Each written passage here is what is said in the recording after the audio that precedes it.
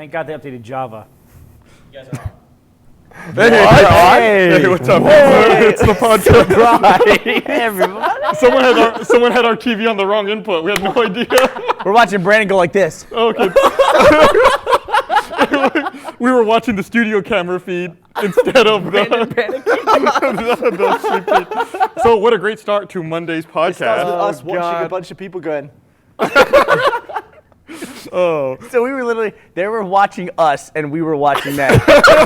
That's what technology has now brought us in 2013, is two different rooms of people looking at each other waiting for somebody to do something. It's like, Plus the whole internet watching as well. they were waiting for us and we were waiting for them, and everyone on the internet's just watching a bunch of idiots sitting around. Awkward moment. Love it. Yeah. So welcome. We've moved the podcast now, live stream Monday. I've got to tell you, it feels exactly the same. It's exactly the same. Yeah. Oh wait, no, something's wrong. I don't know. No, it will be, yeah, can I get one too? It'll be really helpful to have the podcast on Monday just for the sake of editing the podcast. Before, the way it worked is we would stay late on Tuesday after a full day of work. We would shoot the podcast, and then primarily Lindsay did 95% of the heavy lifting, unless I'm missing 99%, yeah. Where she would edit the podcast all day. I mean, she had to have it out on noon, basically. From like 8 in the morning to noon, she had to edit an entire podcast. It's not enough time. And so we wanted to make sure that she had enough time to like really make the podcast as good as possible. We're still releasing the audio on Tuesday. Or have everyone help out a lot. Yeah. That's right. So why do we move it back, but it somehow doesn't help us in any way? That's the way we do things. So when is it coming out on Tuesday? Audio comes out on Tuesday. What time though? Whenever it's done. Okay, like later in the day, probably? Always. That's yours over there. Oh, that's fine. Thank you. That's like the room's too hot. Let's turn the AC on and then throw lava in there. Yes, it's exactly the same as that. Do you need an opener? Yeah, I guess I was trying to twist off a non-twist off. So, where's Kara when you need her? She's probably over there in the control room staring at us. Staring at her. So, we are missing Joe the cat this week. Yeah, you are. Not actually missing him. How you He's feeling? just not here. Do you speak for yourself? I miss that little creature. miss Feeling him? bad? I Look miss at him, this. yeah. Look at this blank, empty room. No Joe the cat. See, your hatred to Joe is weird because you do have a tiny little animal of your Well, I own. like cats. You just don't like the cat in here. Right. Okay. So what if, makes sense. What if Joe came home with you and that was the only way to get him out of here? Would you No, keep him? I have a dog already. So you can't look after a dog and a cat? No, but Joe sheds. I don't want an animal. My dog doesn't shed. I don't want an animal that leaves hair everywhere. That's my How job. can your dog not shed? The dog doesn't shed. It's a fucking animal. All animals shed hair. He We doesn't shed. Do you shed? We shed. He doesn't shed like a pet that just like a Joe that throws hair Like a constantly pet? everywhere. Do you think your dog is not a pet? Do you think your dog is a member of the family? The dog is absolutely a member of my He family. wears human You clothes. can dress him up in clothing now, I've noticed. Yeah. The dog's dapper as fuck. Did you see him dressed up for the Oscars last night? Fucking had a bow tie on. Shit was going on. Gus, seriously, what's happened to you? The 5 years ago, Gus would not have dressed up a dog or anything like that. You just wouldn't have done that. And if you met somebody who dressed up their dog in clothes, you'd be like, what the fuck is wrong Well, with I this person? finally met an awesome dog. The dog likes clothes. What can I say? You got to give the dog what he wants. I noticed, though, you started dressing up your dog in clothes and started hanging out with Jordan all the time at the same point. Like, what's going on? It's like your life is like reaching prissy, like maximum levels. Yeah, I got to get a bow tie on. I know, I got to step it up myself. Got to get a little more dapper. I can't be slumming it anymore. Should we point out that Thalia's in town? Yeah, Jordan's. she's Is she here? somewhere. No, She she's might not. have She been in went the home. control room. Yeah. She Jordan's pranced constant. away like this. Do your best Thalia impression. Velociraptor. That's what that's the kind of thing she does. Yeah, peeking around. Thalia is Jordan's constant companion for, Yeah. I don't know what else to refer They're to her best as. friends. They're best friends. that's- She's done some additional art for animated adventures. Oh, What has she has? done? I didn't know that. I don't remember off the top of my head, but I know she's drawn some stuff for it. That's cool. You can't tell Additional- it's seamless integration. She's mastered the Jordan Swears style. Yeah, I guess so. Select all, tint blue. I'm basically. annoyed I wore shorts today. Yeah, he I'm worried that got the really cold upset see by up that. my- Just cross your legs like a lady. Well, that was giving me jip from crossing my legs like a fen. What did he say?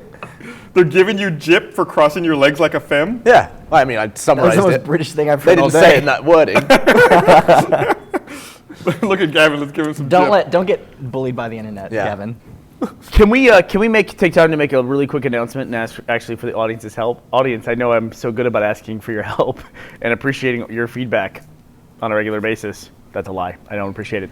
But we do need help with something. I don't know what's going on today in particular. There's two weird things in Austin today.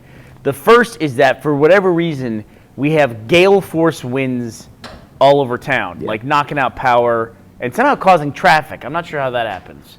I guess the freeways load up. I mean, do people take any excuse they can to just fuck the freeways up? I think they do. They really do. Like if it's too sunny, people choke the freeway. It's like, what is wrong with my people? sunglasses. The wind is kind of cool though. I came in here earlier to get all ready for the podcast, and I opened the door and it blew open, and the curtain went everywhere, and paper went flying. Really cool. I felt like I had was papers on the desk. superhero walking into a movie. Every time I walk into the annex over here, since it's so windy, I feel like Kramer entering a room. Yeah. I come in, like the wind blows me in, and I'm like all disheveled. Like do a side shimmy, and everyone's like, the podcast. Giddy up.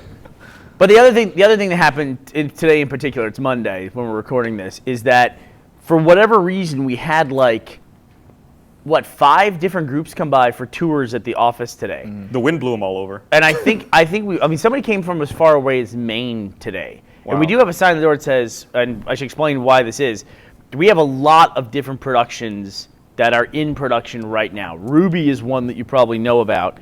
We also have Red vs. Blue that's going into production. We have some other things we haven't talked about, announced yet, that are going into productions. there's bodies everywhere. Yeah, we're back up to probably about 50 people again. And the doors are glass. A fan came up, and I was dragging a body. There's blood everywhere. I had to quickly haul it Very away. embarrassing. Yeah. Very embarrassing. You don't want to be caught. Yeah, but so we can't, we're at a point now where we can't walk people through the office as much as we would like to. And so it's a real problem because when people show up and they come all the way from Maine, we kind of don't say no. You know, I mean, so what we end up doing is everyone stops production and comes to the lobby to say hello.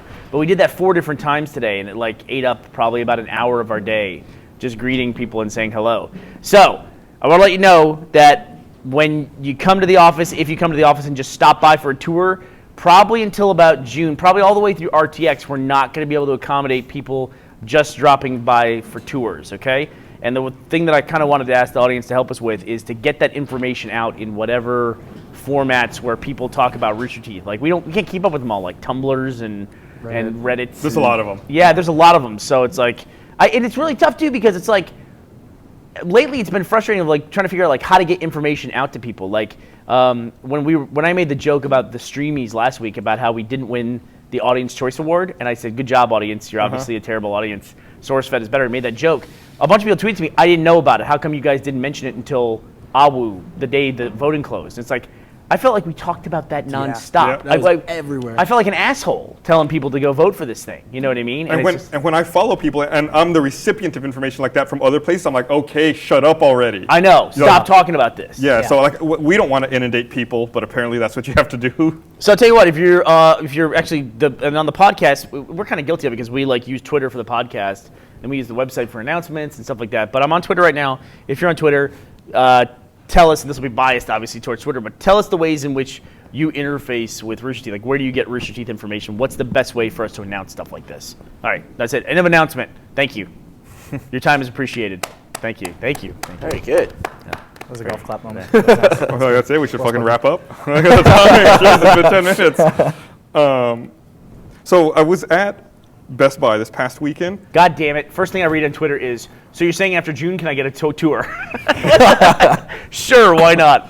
I'll let July Burnie be mad at February Burnie. Why not? Come on by for a tour in July. Burnie's going to be a fucking mess, too, because that's RTX time. Everyone's going to be in a fucking great mood around then.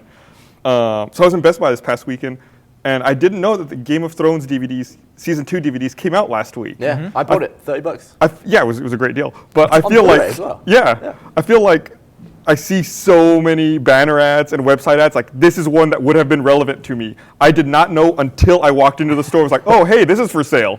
How did I not hear about this? It's almost like you need a place to set global interests that follows you around. Isn't that where all the cookies and shit track Yeah, you? they don't work for. But do you like Game of Thrones on Facebook? No. No, see, you probably would have found out through there. But they seem to be pimping. You told me, you came in and sat down, and you said, I can't believe people don't know Game of Thrones is out. And I was like, Game of Thrones is out? I go, what? He goes, yeah, it came out last week. I was like, fuck, I love that show. I'm not watching season 3. He goes, not season 3, the season 2 Blu-rays. I was like, who gives a fuck about that? I do. You got to rewatch it before season 3 starts. Yeah, he's got a point. You've got to do it in good quality. But didn't you already watch season 2? I get all my stuff off iTunes. That's how I watch most of my stuff. And I watched Game of Thrones already. I have all of season 2 on iTunes already. Do you? I thought it didn't come out till this past week. That's the whole home video release is just yeah. now? Yeah. Yeah, didn't you have it on HBO Go or something like that? Yeah, I think you had it through HBO Go most Oh, likely. is that what I had? Yeah. Okay. I didn't have that. HBO Go. Yeah, so I'm signing up for HBO now that season 3 is about to start. Oh, yeah? They've totally suckered me into it. Dude, how can you not watch Yeah. Game of Thrones? I used to do that for The Sopranos. I would subscribe to HBO when Sopranos was on, then I'd unsubscribe for 2 years, then I'd come back. They should make it easy. They should give you like a pass just for one show. No, they don't want to make it easy for you. Well, They they want want- for all the shit. Well, I imagine they get more people watching it that way than actually subscribing for a year or whatever and then having to cancel. No, but then the people forget to cancel or they get lazy. Good point. How many Yeah. episodes are in a season of Game of Thrones? I don't know, like 12? 12? How long like is that? an episode of Game of Thrones? Like An hour? Dude, it's top. I'm the one person on this podcast that's only seen like one episode of Game of Thrones. Well, I have both first seasons on Blu-ray. I've been watching Boardwalk Empire. So That show I love. are we gonna do a Game of Thrones spoiler cast? We should probably Well, what are we going to spoil? I guess maybe we could do a recap of seasons 1 and 2. leading yeah up to the a season 3 spoiler launch. like filled like we just discussed. Surely the people that care about that have already watched it. Or maybe there's people like Miles who want to jump into it, like they don't want to dedicate yeah the 24 hours That's to what, catch do you up. not understand what a spoiler cast is? We do these all the time. You don't know what it is? I guess I don't know what it's for. It's People so that wanna we hear can, so us- people know we're going to talk about it, and we're not going to avoid talking about sensitive All right. plot points. Spoiler alert, Daenerys Targaryen is pretty fit. She's pretty fucking Here's hot. what I know about Game of Thrones. There's lots of sex, there's a midget involved, and everybody hates some blonde kid. That's all I know about Game of Thrones. Here is Am the- I caught up? Here's the best thing about Game of Thrones, Miles, Okay. is that every 5 minutes somebody is getting killed. Oh, yeah. like horribly, like bleh.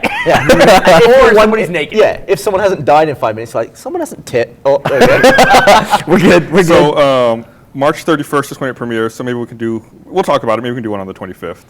I would love to know what is the longest stretch of time of Game of Thrones screen time where somebody was not naked or getting killed. So I think you weren't on the podcast when Spartacus sponsored an episode of the podcast, but I watched season 1 of Spartacus, and if you want to see like violence and nudity, Spartacus is like I don't know, like cable television to Game of Thrones network television. Really? Yeah, Wow. it's like so much more in your face and crazy. Spartacus is. Yeah. Really? But what was Spartacus on? Or is Stars. it? Not Stars, okay. Yeah. There was another show called Rome that was like that too. It was on HBO briefly. Yeah, was that? Yeah, was that it? There's a scene in there that's just like ridiculous. Like Where a was it set? a hot tub bath. Where was it set? I've got the Spartacus DVDs if you want to borrow them. Okay, I'll take a look at it. Yeah. Yeah. Somebody said Twitter just wrote, Spartacus is all cocks. Okay, in that person's defense, there are a lot of cocks in Spartacus. You have to be ready for that. But if you know that going in, I mean, hey, That's the primary. there are a lot of cocks. male genitals. And Going another in. Twitter question. Spartacox. Somebody says, I'm sorry, but you guys aren't explaining what exactly is Game of Thrones. It's a TV show? Yeah, the answer is shut up and watch Game of Thrones. Don't ask stupid questions, A please. series of books that are now a popular television show on HBO. I mean, if you don't know that, I don't know what to say. It's not like Lord of the Rings with old-ass books. These are new books. I think the series started in the late 80s, I want to say. Oh, this is pretty old. But they're still, How old they're is Lord of the still Rings? coming out. Oh, he's still making them. Yeah, I think Lord of the Rings was written in the 30s, 40s, something like that. What was? Lord of the Rings? Oh, Lord of the Rings. Yeah. Okay, Lord of the yeah. Yeah, Lord of the Rings was written way back. I think the time difference between Hobbit and Fellowship of the Ring was 10 years. Oh, yeah? Because I was kind of looking back, like people always talk about when there's long storylines. The Ring in that whole Middle Earth saga, that's a total retcon. Like that he did not have the idea that the ring was going to be the Ring of Power that Bilbo finds. Like it was just a magical ring. That's all it was. And then later, like went back and like was going to make the sequel to The Hobbit and tried to look at what he had and then came up with this storyline based around this ring that he found, which is actually really cool, I think. But a lot of people would, be infuriated that this guy who wrote stories for 20 years didn't have everything planned out day fucking one. That's how. I don't like retcon stuff, though.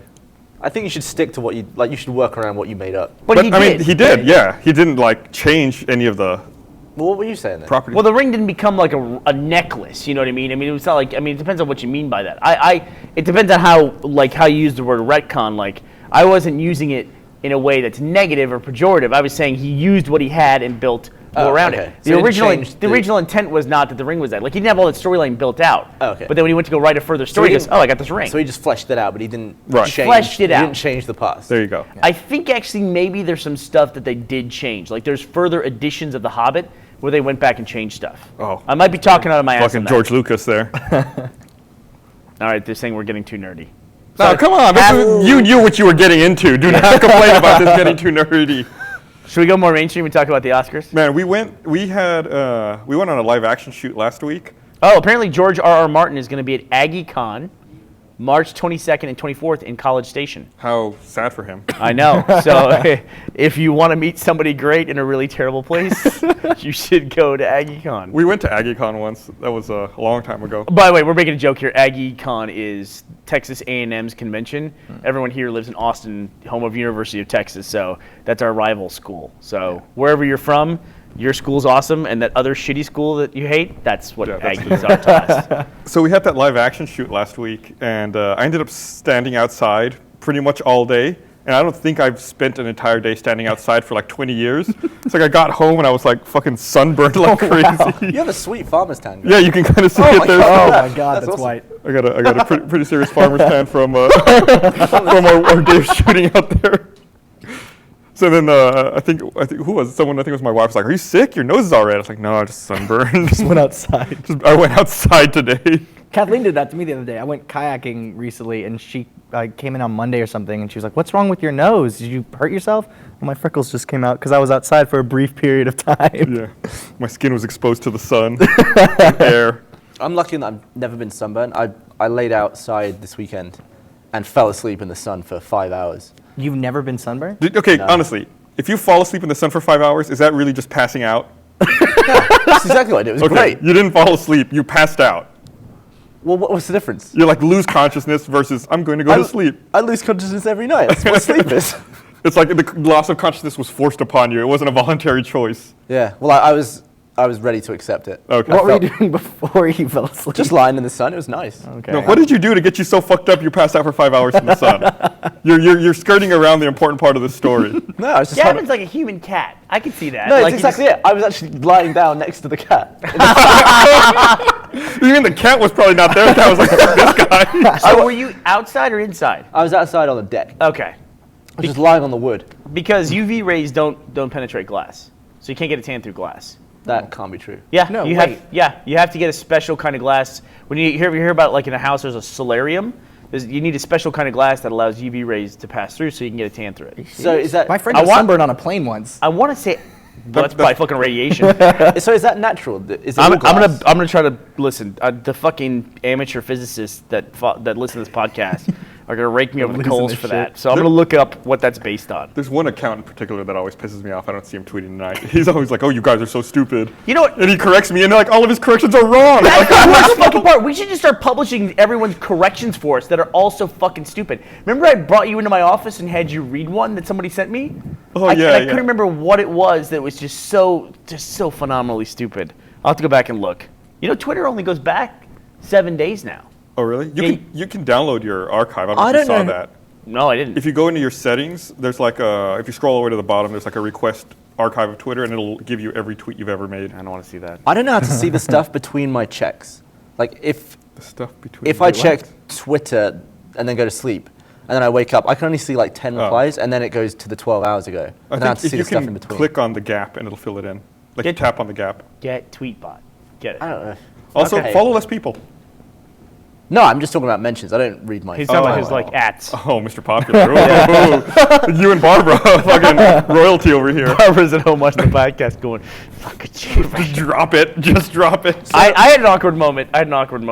With Ashley because she took a photo of Joe the cat in retirement. lady. Yeah, my girlfriend.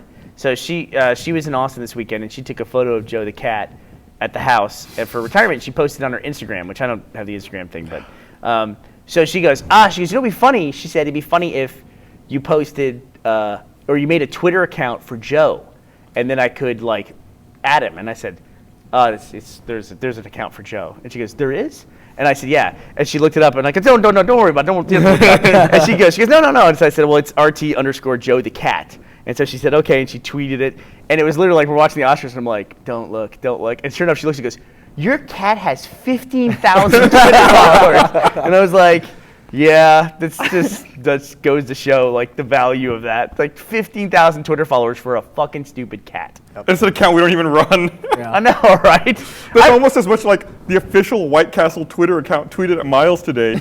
They only have like 18,000 followers. Your cat has almost as many followers as White Castle. I really do wonder if Joe has more Twitter, is the like biggest non-human or like biggest cat Twitter account. I doubt that. What's the cat in Japan that everybody goes nuts Maru? for? Oh, I love Maru. See, everyone loves Maru. I'm gonna look at Maru's the best. M-A-R-U. I was Maru the amazed. cat boxes and Twitter. shit. What's that dude's name from SNL? Is it Bobby Moynihan or Yeah. something? He had, well, when I checked it, he had like 8,000 followers. Really? And he's on SNL, and that's huge, isn't it? Yeah. It Well, all they depends. don't promote you their- can never figure that shit out, dude. Well, they don't promote their Twitter accounts or their Twitter handles. Like someone has to think like, oh, Bobby Moynihan. We'll look him up. Oh, Maru's got fucking 3,700. Fucking suck it, you jack cat. I don't know if y'all caught that. Burnie just flipped off his screen. He flipped off that Japanese cat through his laptop screen. I love the future. It's so great. So if ultraviolet can't penetrate glass. Oh, I gotta look that up now. Okay, go ahead. Okay, here, let me read this. While you talk about that. I want to remind everyone that this podcast is brought to you by. Okay, ultraviolet light. Can you get a suntan? So I first looked up. I was gonna look up can you get a suntan, and it auto completes with can you get a suntan through a window? Can you get a suntan through glass? Can you get a suntan in winter? But before I got to can you get a suntan, I just get to can you get, and that is can you get pregnant on your period? Can you get pregnant in a hot tub? Can you get mono twice? Can you get the fuck out of my face? No, wait, modify that. For can you get, change YOU to you. Can you? Okay, yeah. If I make it like tech speak. Yeah. Can you? Just can you run it? Can you freeze cheese? Is this with the letter U? Yeah, why would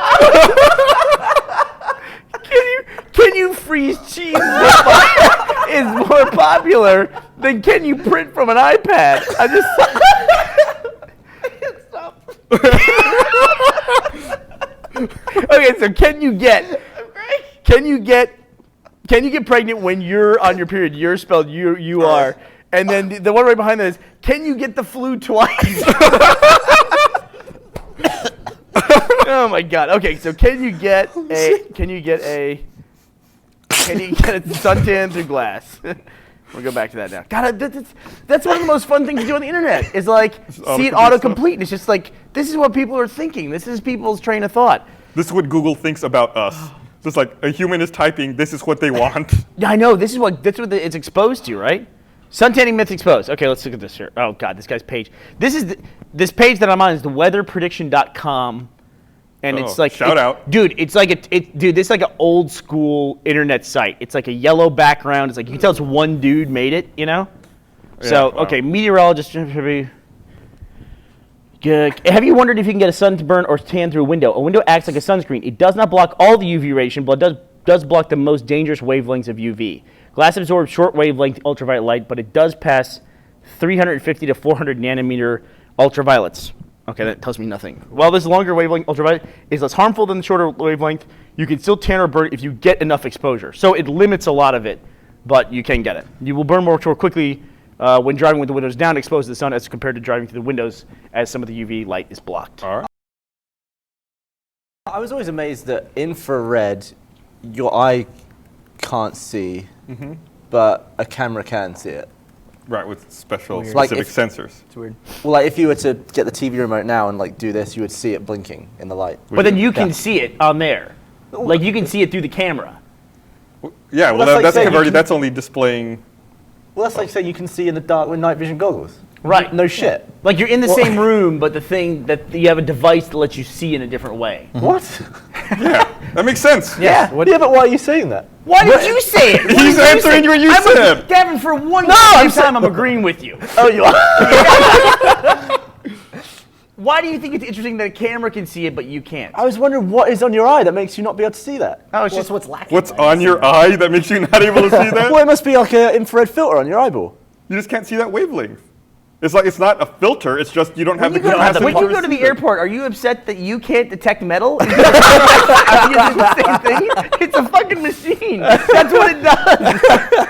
Just because you can kind of do it in a limited sense. But they didn't add that to a camera. They didn't say, oh, what we could do is seeing the infrared as well. I assume that happens anyway, and your eye doesn't allow that for a reason. Well, are you asking them why they didn't remove that? Why? That's Who what is they? Who That's is okay. they? That's what you should be asking. Can you see this? Oh yeah, you can see it. Look at that. There you go. Oh, wow. Yeah, but you can't see that with your Gus eyes. is pointing his remote at the camera, and it just He's if just you gonna do it, you turn can off always the see a little, podcast. like a little blinking light. There you go. See that? And you can't see that with your eye. Hey, that reminds me, I'm actually having a major problem. So as I've talked about a little bit, I moved into a new house, and I got my AV set up all great, and I have this thing set up where I've got my TV hanging on the wall. Gus, I think you would like this, and I have all of every single bit of my AV components, my Nintendo Wii, my Xbox 360, my DVR, everything is in a cabinet that's behind the wall. Okay. So there's nothing in front of me, just a TV hanging on a wall. And then I have below the TV, I have a little IR repeater that then goes through the wall and repeats the signal inside that cabinet to everything else.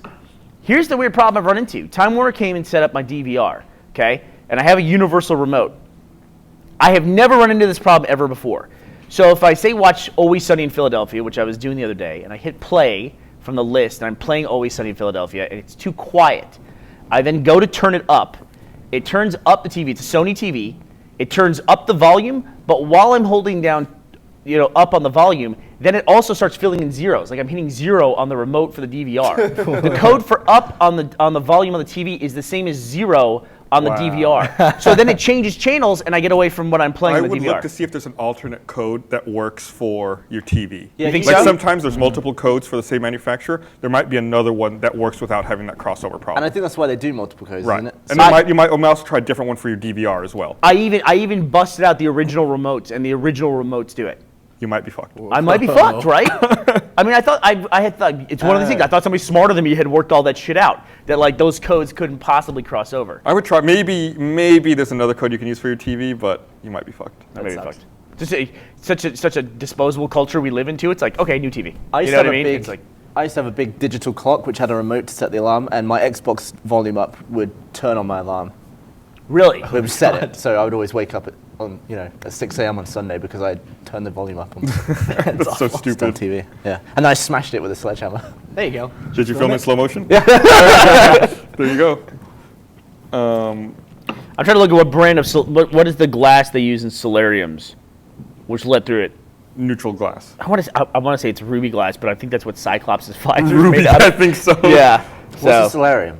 solarium is like it's a room that's made to let in sun. Like that's the whole purpose of the room. It's like a greenhouse It's a sunroom. Or like a Sunroom. hole in the ceiling? or like a hole in the ceiling. Yeah. But it keeps the water out. Right. A solarium is a structure usually constructed on the side of a house which allows the enjoyment of the surrounding landscape while being sheltered from adverse weather conditions such as rain and wind. It can be referred to a patio, solarium, conservatory, or a Florida room. So why would you want that? Why would you want the outdoors? No, why would you want special glass that doesn't block UV for your house? So you can tan on a Yeah. cold day. Oh, Yeah. okay. That makes sense. So See, I understand when people correct me. I'm not like you, who like, what are you on about? Solid Gavin so does impersonation. plastic block it as well? See-through plastic? I don't know. Is this going to be the episode where we look up what blocks sunlight and what doesn't? I mean, is this the most boring thing in the world? I mean, we can go through a list. Concrete. No, cinder I'm blocks. good. I'm good. Just to be fair, whoever runs the RT Joe the Cat Twitter account, because we don't do it, just fucking go after that Japanese Maru. Just just start a Twitter war between the two cats. That would be the best thing in my life ever. Actually, don't do that, because he would do it wrong. Yeah, You know, he'd be too mean. He'd start dropping the C-bomb or something like that, or it'd be like, you know. Dude, cat is not the preferred nomenclature. Only they can call each other Feline. cat. I wonder what cats would want to be called if they could like protest, like what they would call themselves. Felines. That sounds like a What feline? sophisticated word. Cat is just like 3 letters. You Yeah. know, cat. Ugh. Does sound derogatory, but I guess we don't think about it that way. Yeah, I'd go with feline. What would you want to be called if you were a cat? I don't know. What would I want to be called? Yeah. Cat. Okay, cool. Fluffy. So I don't know if any of you guys have. I think you might have played some Banner Saga Factions. Nope. No? Okay. I have. They finally came out. It's a free game you can play on Steam now. They launched today, like right before we went live with the podcast. What kind of game is it? It's like a turn-based game meets a MOBA game. So think of like XCOM meets League of Legends. Oh wait, you talked to me and Carrie about this. Yes. Yeah. I thought you Okay, had now I played it. remember. Yeah, no, I haven't played it. Oh, I haven't played it. But I looked It's at it. it's Looked like cool. available for free on Steam. I guess they're like the multiplayer portion is free, and the single player version's coming later in the year. That's weird. And I think they're doing this to like raise awareness. Uh-huh. But they're going to be at RTX in July. Oh, that's awesome. They're a local development check that out. company. So if you use Steam and you like turn-based games or MOBA games, check it out. It's called Banner Saga Factions. It's free. You can just download it and play. I'm really excited. I got a new little netbook, this little Asus thing that's like Oh, yeah, I a saw it. foot wide. It's like a little touchscreen thing. I'm getting used to Windows 8. But I was really happy when I found out it can run very basic indie games. So I started playing Hotline Miami and Dear Esther. Have you played any of those? I played Dear Esther. It's It's stupid. That's not a game. I like it. No. Well, no, it's not a game. I'm with you on that. It's not a game. It's like an interactive story. Have you guys played Dear Esther? No. No. Essentially, all it is You just have dogs and You sheep. walk you walk around a fucking empty island. no. Rephrased. You explore a very eerie, desolate island. I like it. I like it. See, No. while you get essentially you He said the magic word explore. I The, love the problem exploring. is you can't run. There's no run button. that. Well, see, here's the thing. So like, sometimes you'll come to a path. Okay. You'll be like, should I go left or right? I'm going to go left. Fuck, there's nothing here. And walk all the way. You're like, if there was just a run button, I could get back there and then turn around. Because it's very much trying not to be a game. It wants you to like look at this, listen to what this narrator is Yeah. telling you, You're think what does that killing mean. it, Miles. But the no, more you talk, you're killing it's it. the one thing that was I do wish they had a run button from time to time when I go like the wrong way. But No, that would be a game. well, no, It's that's like, honestly, it's like, no, it's art. You know, That's what it's not- clearly trying to be. It's not trying to be like a mainstream game at Yeah. all. It's like a little $10 indie game that's a cool short story. $10. I think I bought it for $1. Brag about it. I'd I gladly felt, pay I $10 felt ripped for off it. at $1. I was like, God Are you damn it. serious? I'm gonna- Oh, I thought don't it was be a cool. jackass. I thought I'm it was. sure I people thought it like was this really game. neat. I thought it was. People love this game, but I was just like, I just wanted my run button. So, speaking about this, like last week we talked a lot about digital on-demand games and all that. And the PS4 was revealed last week. Oh, yeah. Which Oh, that was after the podcast. Yeah, we right? should talk about that it, too. yeah. All those announcements always come after the podcast. But there was a really cool announcement that took place, and I can look up the actual list of titles. But Xbox announced they're doing an enormous games on demand sale. Did you read about Oh, yeah, that this? starts tomorrow, right? Yeah, there's some games that are like 75% off. And I think it's clearly like a response to the Steam sales that take place, Oh, where people yeah. just load up. Which games? I'll get a list for you. Yeah, people will, like Steam sales, I'll buy games just for the hell of it. I think that's Yeah. how I bought Dear Esther. I think it was like 90% off. I was like, oh shit, I'd be dumb not to buy that. Wrong. No, that's good. I wonder if there's a modding community for Dear Esther who've like hacked in a run button. No, it's like, remember when Jason, who plays Tucker, he pointed out back when Netflix was a non-streaming service, when you got discs to your house, which now that sounds antiquated, Yeah. but that was not that long ago. Yeah. So you get like 3 discs a month, and that everybody had one disc of a movie that they never watched, but they kept for like 8 months because they felt guilty about like not watching it because it was like an intellectual movie, but they could never get around to watching it, but they also didn't want to turn it back in and admit defeat. And for him, it was Hotel Rwanda, Yeah. and he figured out just in rental fees, like the monthly fee divided by 3, he spent like $80 on that movie and never watched it. I think he had it for over 2 years, if I remember right. He had it for a ridiculous amount of time. I think I spent 75 quid on Goodfellas. For me, the longest movie I ever held on to was Bridge Over the River Kwai. Yeah. I had it for like 10 months. I had that one a long time too. At what point did you ever think you were going to watch that? I was like, I went through a phase where I was like, I know there's all these old important movies that I want to catch up on that I've never seen, and that was one of them. And I really went through a lot of them, but then finally, like, that was the breaking point. That was like, when you gave back without watching. Yeah, that's the one where I was like, I can't watch these old movies anymore, and I fucking just returned it. So, the Games on Demand Ultimate Game Sale takes place February 26th through March 4th, if I'm reading these dates correctly. And the sales are up to 75% off. So what would that be, like $15 for one of the games? Yeah? Yeah. So I'm going to go through the list of games really quick. It's a ton of games. It's Assassin's Creed 1 and 2, Batman Arkham Asylum, Batman Arkham City, both Borderlands, Bioshock, Brotherhood, all the Call of Duty games, all the way up to Black Ops 2, Code Veronica, Dead Island, Dirt 2, Dishonored, Fable 3, Fallout 3, New Vegas, Grid, Halo 3, and Halo 4, which just came out last week. Halo Reach, Halo Wars. Halo Wars is one of those games that I always want to buy and put on digital just so I can play it like at random because I never much got into it, but I would eventually like to have all the achievements in all the Halo games. Halo Okay, Wars. this is your chance. Dude, did you ever hear though? They reset the thing. Yeah, they had a fuck up. They had a cloud What? fuck up with Halo Wars. I think it was like 6 months into the game where they just kind of lost everybody's records. And there was an achievement to get to level 50 or To something? like general or Yeah. whatever. It was like one of the hard achievements where people were like 3/4 of the way there, and it was like wipe. Did you just say that Halo 4 came out last week? They came out last demand. week, Games on Demand. Oh, okay. We talked about this last week on the fucking podcast. You were here. You were right there. He was right there. I was right Yeah, I here. thought you was talking about the Halo 4, the game. He is on demand. Yeah, I just didn't, yeah. I thought you were talking about Do you this. really That's not think what he you're was talking that stupid? about. Yeah. What am I reading? what am I reading? I'm reading a list of digital games. Yeah. That's what I'm reading. Hi, nice to meet you, Gavin. How you doing?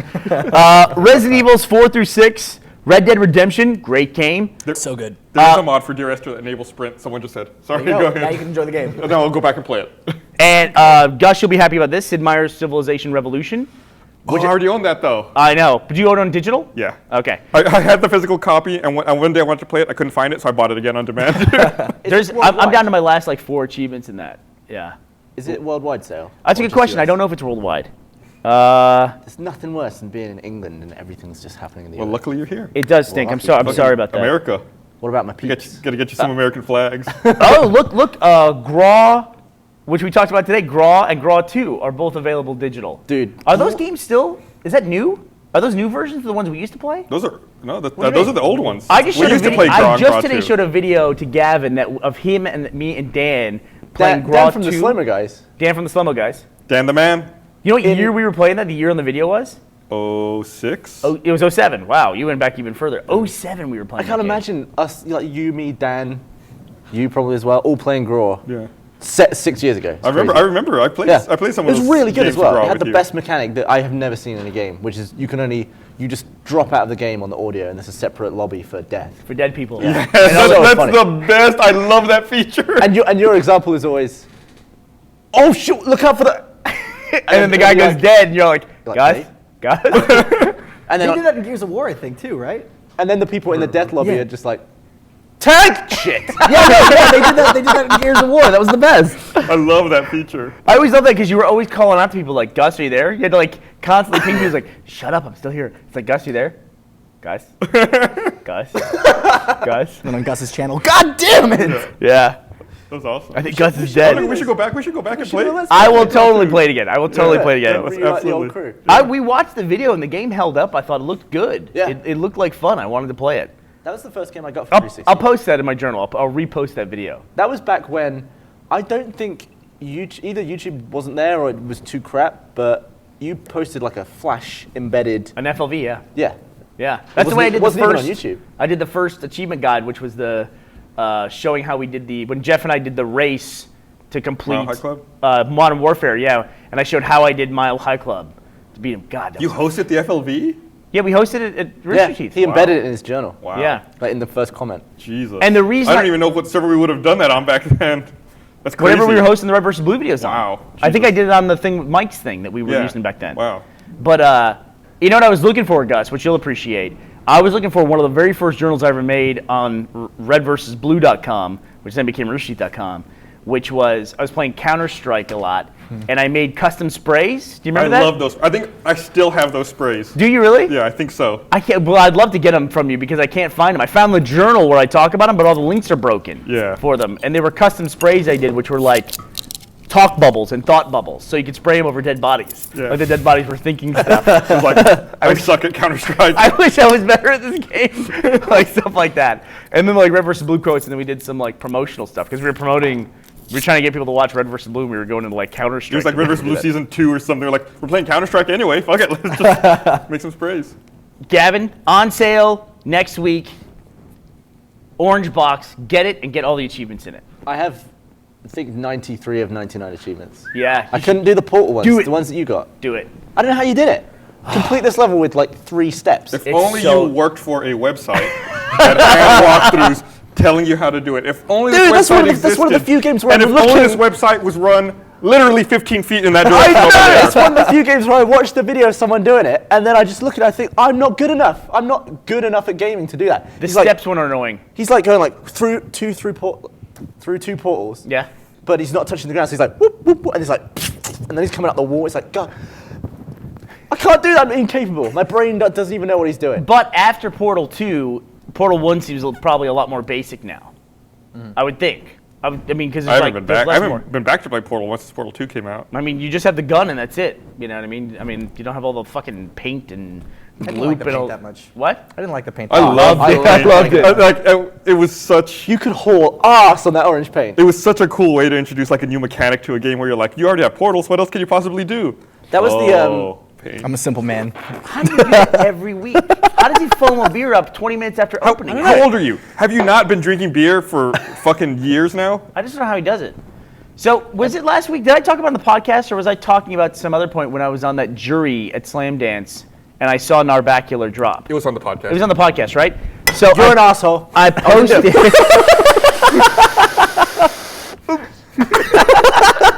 What did you run out of mouth? I filled it up. Gus just foamed up Gavin's Gus gave me a beer. really dodgy look, like idiot, and then he was just like, you know what? Gavin does this thing where he is every now and then he'll be drinking his beer, he'll set it on the table, not hard or anything, but all of a sudden it just foams up like Sometimes crazy. I don't have to sit it down and just take a sip, and then it just goes. What is that? Do you think? I don't know. Does it happen with every beer, or is it just Stella? Almost every time I drink out of the bottle, that happens. Wow. I don't know why. You gotta relearn how to drink. Portal 2 is also on sale. Go look at this list of stuff So- that's on sale. Left 4 Dead 2 is on sale. One of the best games ever for the Xbox 360. Oh my god. Speaking of Left 4 Dead, Go. the other day on my birthday, out of the blue, I got a package delivered to me here at the office. Oh, right. It was a signed copy of Left 4 Dead sent to me by the voice actor who plays Lewis. That's awesome. I was like, what is this? I wasn't expecting anything. I opened it up. It was like a letter from from Earl Alexander, and then like a signed copy of Left 4 Dead. So is that because He even wrote sweet. pills here. is that because we talked about it on Awesome. here? Is that because we talked about it on the podcast? I don't know. I met him at PAX Prime okay. this past September, and I guess we must have exchanged info. Pills here. Like I saw him walking down the floor on PAX. So I saw a guy dressed up as Lewis. I was like, Lewis! I started yelling, and it turns out like that's the guy who's like he was the voice actor. So I got a Did you- picture taken with him. Which did you like better, Left 4 Dead 1 or 2? One. That's a hard question. I'm think, one. I think I like 2 more. You're What about insane. you? I mean, Left 4 Dead 2 is awesome. My problem with Left 4 Dead 2 was I never felt like I was like low on supplies. On Left 4 Dead 2? In Left 4 Dead 2, like in the first one, it's like you find a pipe bomb.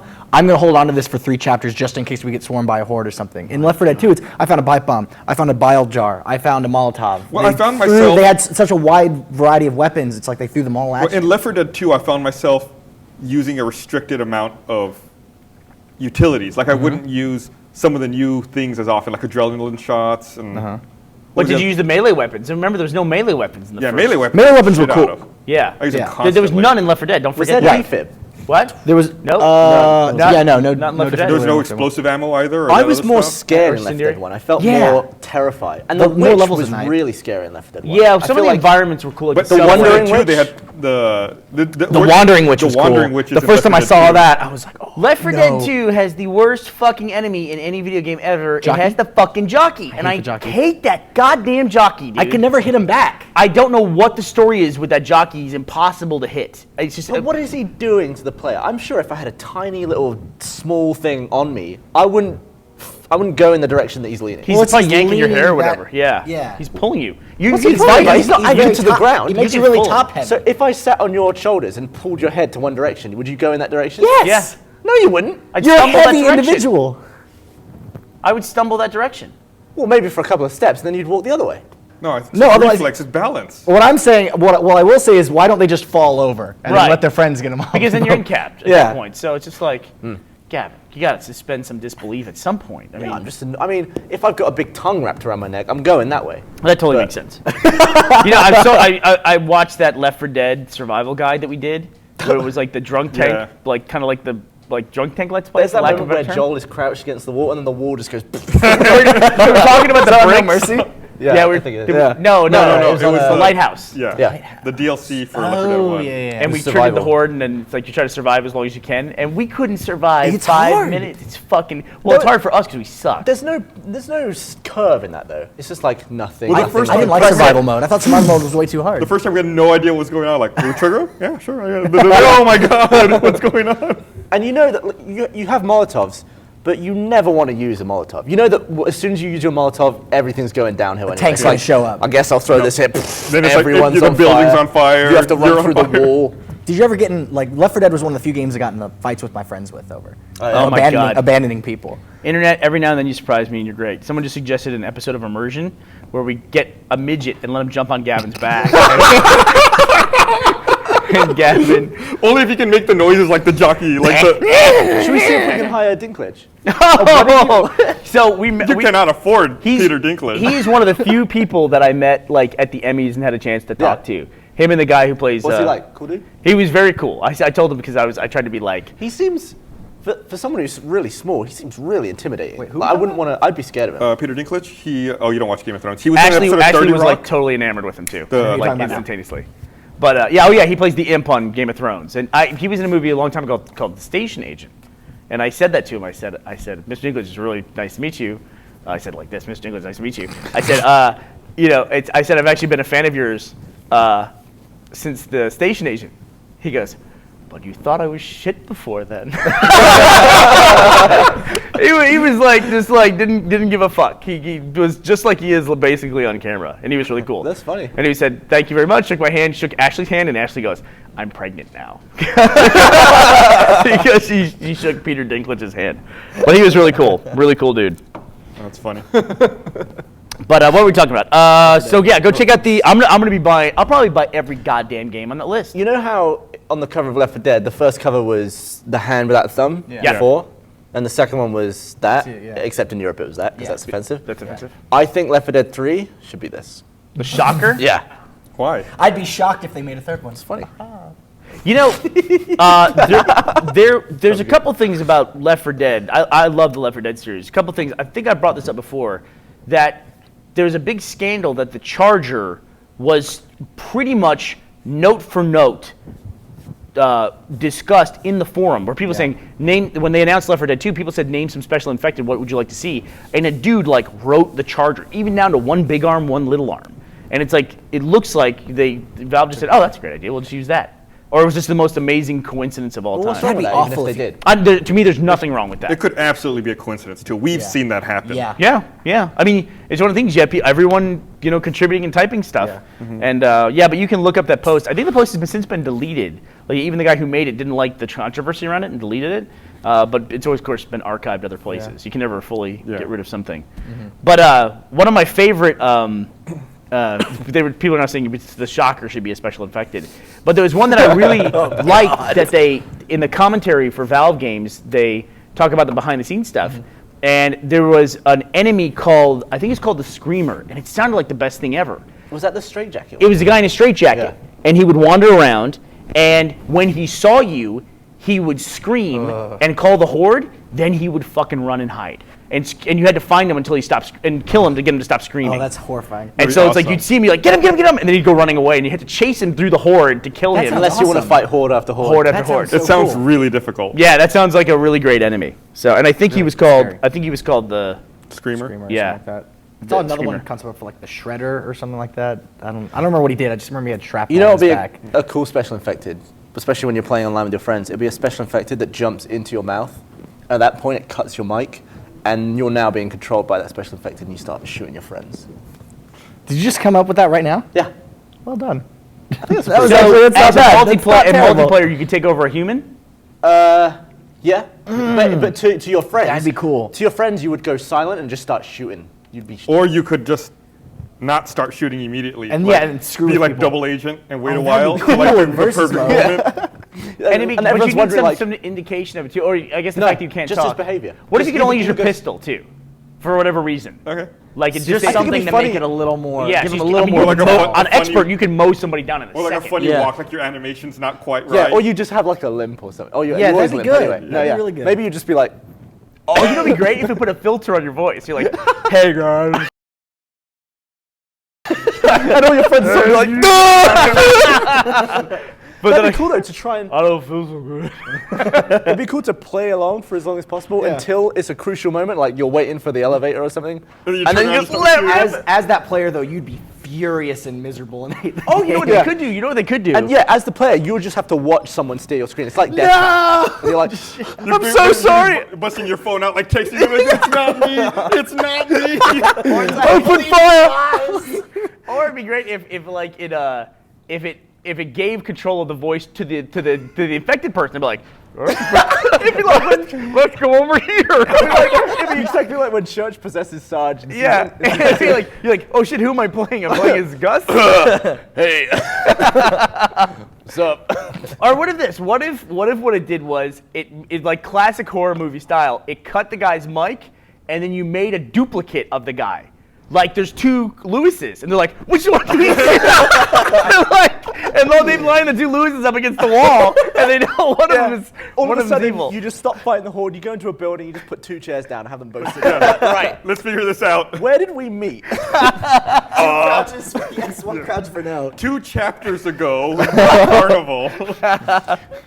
Which of you took my pill? You would have safe words. All of a sudden, Francis would be running around going, Minnesota, Minnesota. I hate Minnesota. I do like games where you have to treat your friends differently. Like when we played The Hidden, we did Let's Play now. One of you, and you don't know. Or no, it wasn't The Hidden. It was Trouble in Terrorist Trouble in Terrorist Town. Is what I'm thinking of. Where one of you's a traitor. And you Yeah, don't so know maybe who- think about it. The Hidden, I felt like the enemy was too well concealed. God damn. You You're couldn't not see gonna it till like the Yeah. last And second. you could just walk up to someone and just go, and they would just jib everywhere. Like, Yeah. That was really funny. Yeah, the Trouble in Terrorist Town was a lot of fun. Oh. Bernie So all of a sudden our disagrees. hashtag broke. I think we started trending somewhere or something like that. What do you mean it broke? All of a sudden it's just filled with fucking bots going, hey, look at this. This is really funny. All these, We all should these look things. at Is it funny? No, maybe it's not. Maybe it is funny. Can I show that video I sent you earlier? Which Do you know one? what I'm talking about? What? The kid? The gallon prank. Oh, Oh. God. I find it really funny. I was watching it earlier. Oh, I'm gonna while you look that up, Yeah. I want to remind everyone that this podcast is also brought to you by. Okay, you're gonna show us this thing. I've lost it. I don't know where it is. Oh, man. It was That was it right there. well, it had like 2 million views on it. I don't think that's the original one. Oh, that's Oh. great. Wow, wow. Never mind. Yeah, It it's where was- guys are walking down the aisle with gallons of milk and chocolate milk, and then they just decide to like bust their ass on the ground and throw these things in the air. I really don't like that video. I don't like it I either. hate that kid. It really makes me I angry. But there's find that it really one. There's funny. that one kid who like falls and like throws him into the freezer container. And like the way he falls is really funny. There's one where he just stood still and he he headbutts the thing in front of him and then just goes.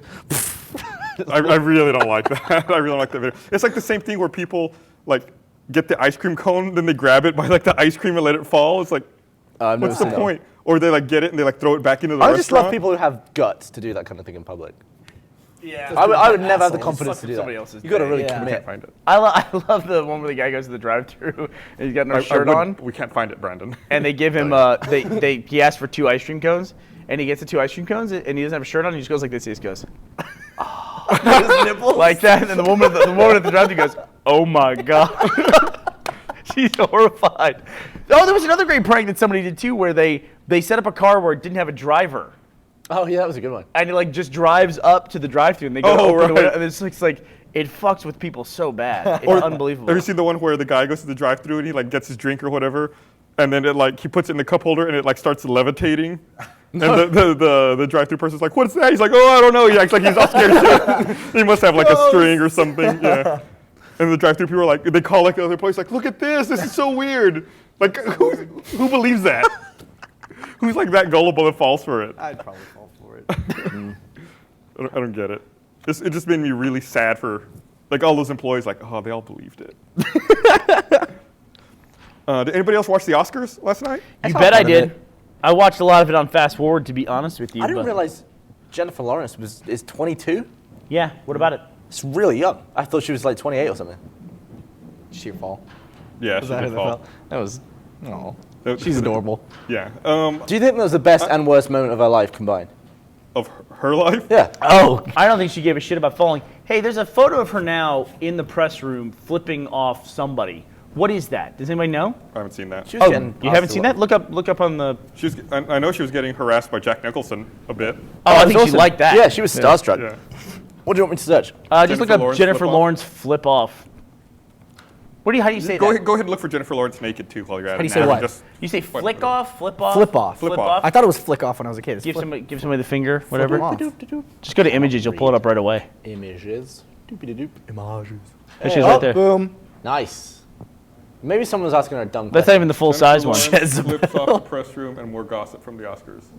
Yeah, she's got was she's that? got her Oscar statue in one hand, her beautiful dress, and she's like, "Fuck you." What was that old clip of George Bush going? I can't read that from here.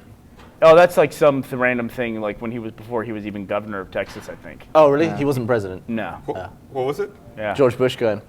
Oh. Flipping people off. There's there's a famous photo of Fred Rogers who played Mr. Rogers. Do you know who Mr. Rogers is? Only from the Ultimate Showdown. Oh, really? That's how you know Mr. Rogers? Yeah. He's like I a love Mr. beloved Rogers. He won the children's fight. show host. He was beloved, like the nicest guy on the planet. Yeah. And Did it turn out he was a pedophile or anything? no, fuck you, dude. No. we had that. How dare Did you? Yeah, I'll tell you about that after. Go Yeah. ahead. Anyway, there's a famous photo of him like going like that. Okay, first of all, I want to talk about something else too. While we're on the subject of flipping off, when you get your photo taken, don't flip off the camera. You look like a fucking jackass. Yeah. I see so many photos of people where they think that's funny. You just look. There's the picture. How Okay. did Oh my God! God! So somebody found the photo of Fred Rogers flipping off the camera. You know what he's doing? He's going through a nursery rhyme of this finger, this finger, and it's total. And they show that thing like he's flipping somebody off, and it's totally innocuous. I've seen the video. Yeah. And like he's just counting or like doing the rhyming thing with his fingers. And he's going through each of the fingers on his hands for these kids, and Yeah. it's like that's so shitty that like somebody on the internet gets to slice that out and go, oh, here's. It's taken out of context. internet is. I know it's not, you know. Like he just goes through it like nothing Yeah. to like not raise Because the man's a saint. any alarms. Yeah, and I know. This man's a national treasure. Beautiful. taking it out of Beautiful man. context. Internet's fucking him up. They should put I that want on to talk about the Netflix. Oscars, Do you but I think think Mr. Gavin's Rogers going on to tell us Netflix? about a pedophile. Oh yeah, so there's this guy in the UK called Jimmy Savile, right? Okay. He had a show called Jim Will Fix It. Allegedly. Big charity dude. He raised a lot of. He would always. It was like a Make-A-Wish kind of thing. So people would write to him, and he would make it happen on TV. You want to sell her? Please. And this guy was like a national treasure, a hero, and he was knighted. He was Sir Jimmy Savile. In his 80s, he died, and after he died, it came out that over a 50-year period, he had molested over 300 children. Oh my. I heard about this. Yeah. Shit. And they were like, "How can we take back his knighthood after he's dead?" And I Can you? guess it turns out that when you die, you lose your knighthood by default. So Really? you're no longer a Sir after you're dead, I think. But it was like the biggest Wow. shock to most people. There were some people who knew, and I guess he was powerful enough that he could pay people to keep it quiet while he was alive. And he died a hero. There was a massive mourning Dude, in the whole How do country. you take that money? You say you could pay people to keep it I don't quiet? know. Apparently, there were, like, it's all coming out now that a lot of people knew, and they didn't want to. I guess they were too scared to bring it up because they would have been destroyed. People wouldn't believe him or something. But you should like look that. up Jimmy Savile. He's like this old white-haired dude. Wow. Yeah, And apparently he was the worst dude ever. I Just heard like, this story like a month or two ago. and apparently like he would visit sick kids in the hospital. No. As a part of his This story makes a my part of soul his hurt. TV show, be like, "Oh, you're sick. Let me do this for you. You know, before you die and stuff."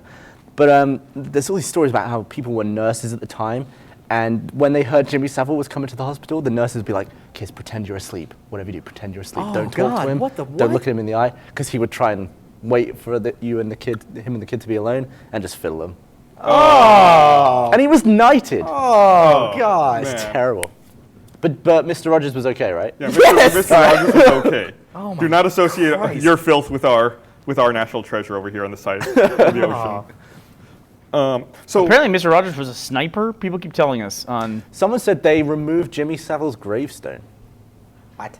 I guess they don't want people mourning his death. Wow. Or maybe they don't want they don't him want people- like defiling the. Yeah. Were you saying Rogers was a Oh, sniper? okay. Fair play.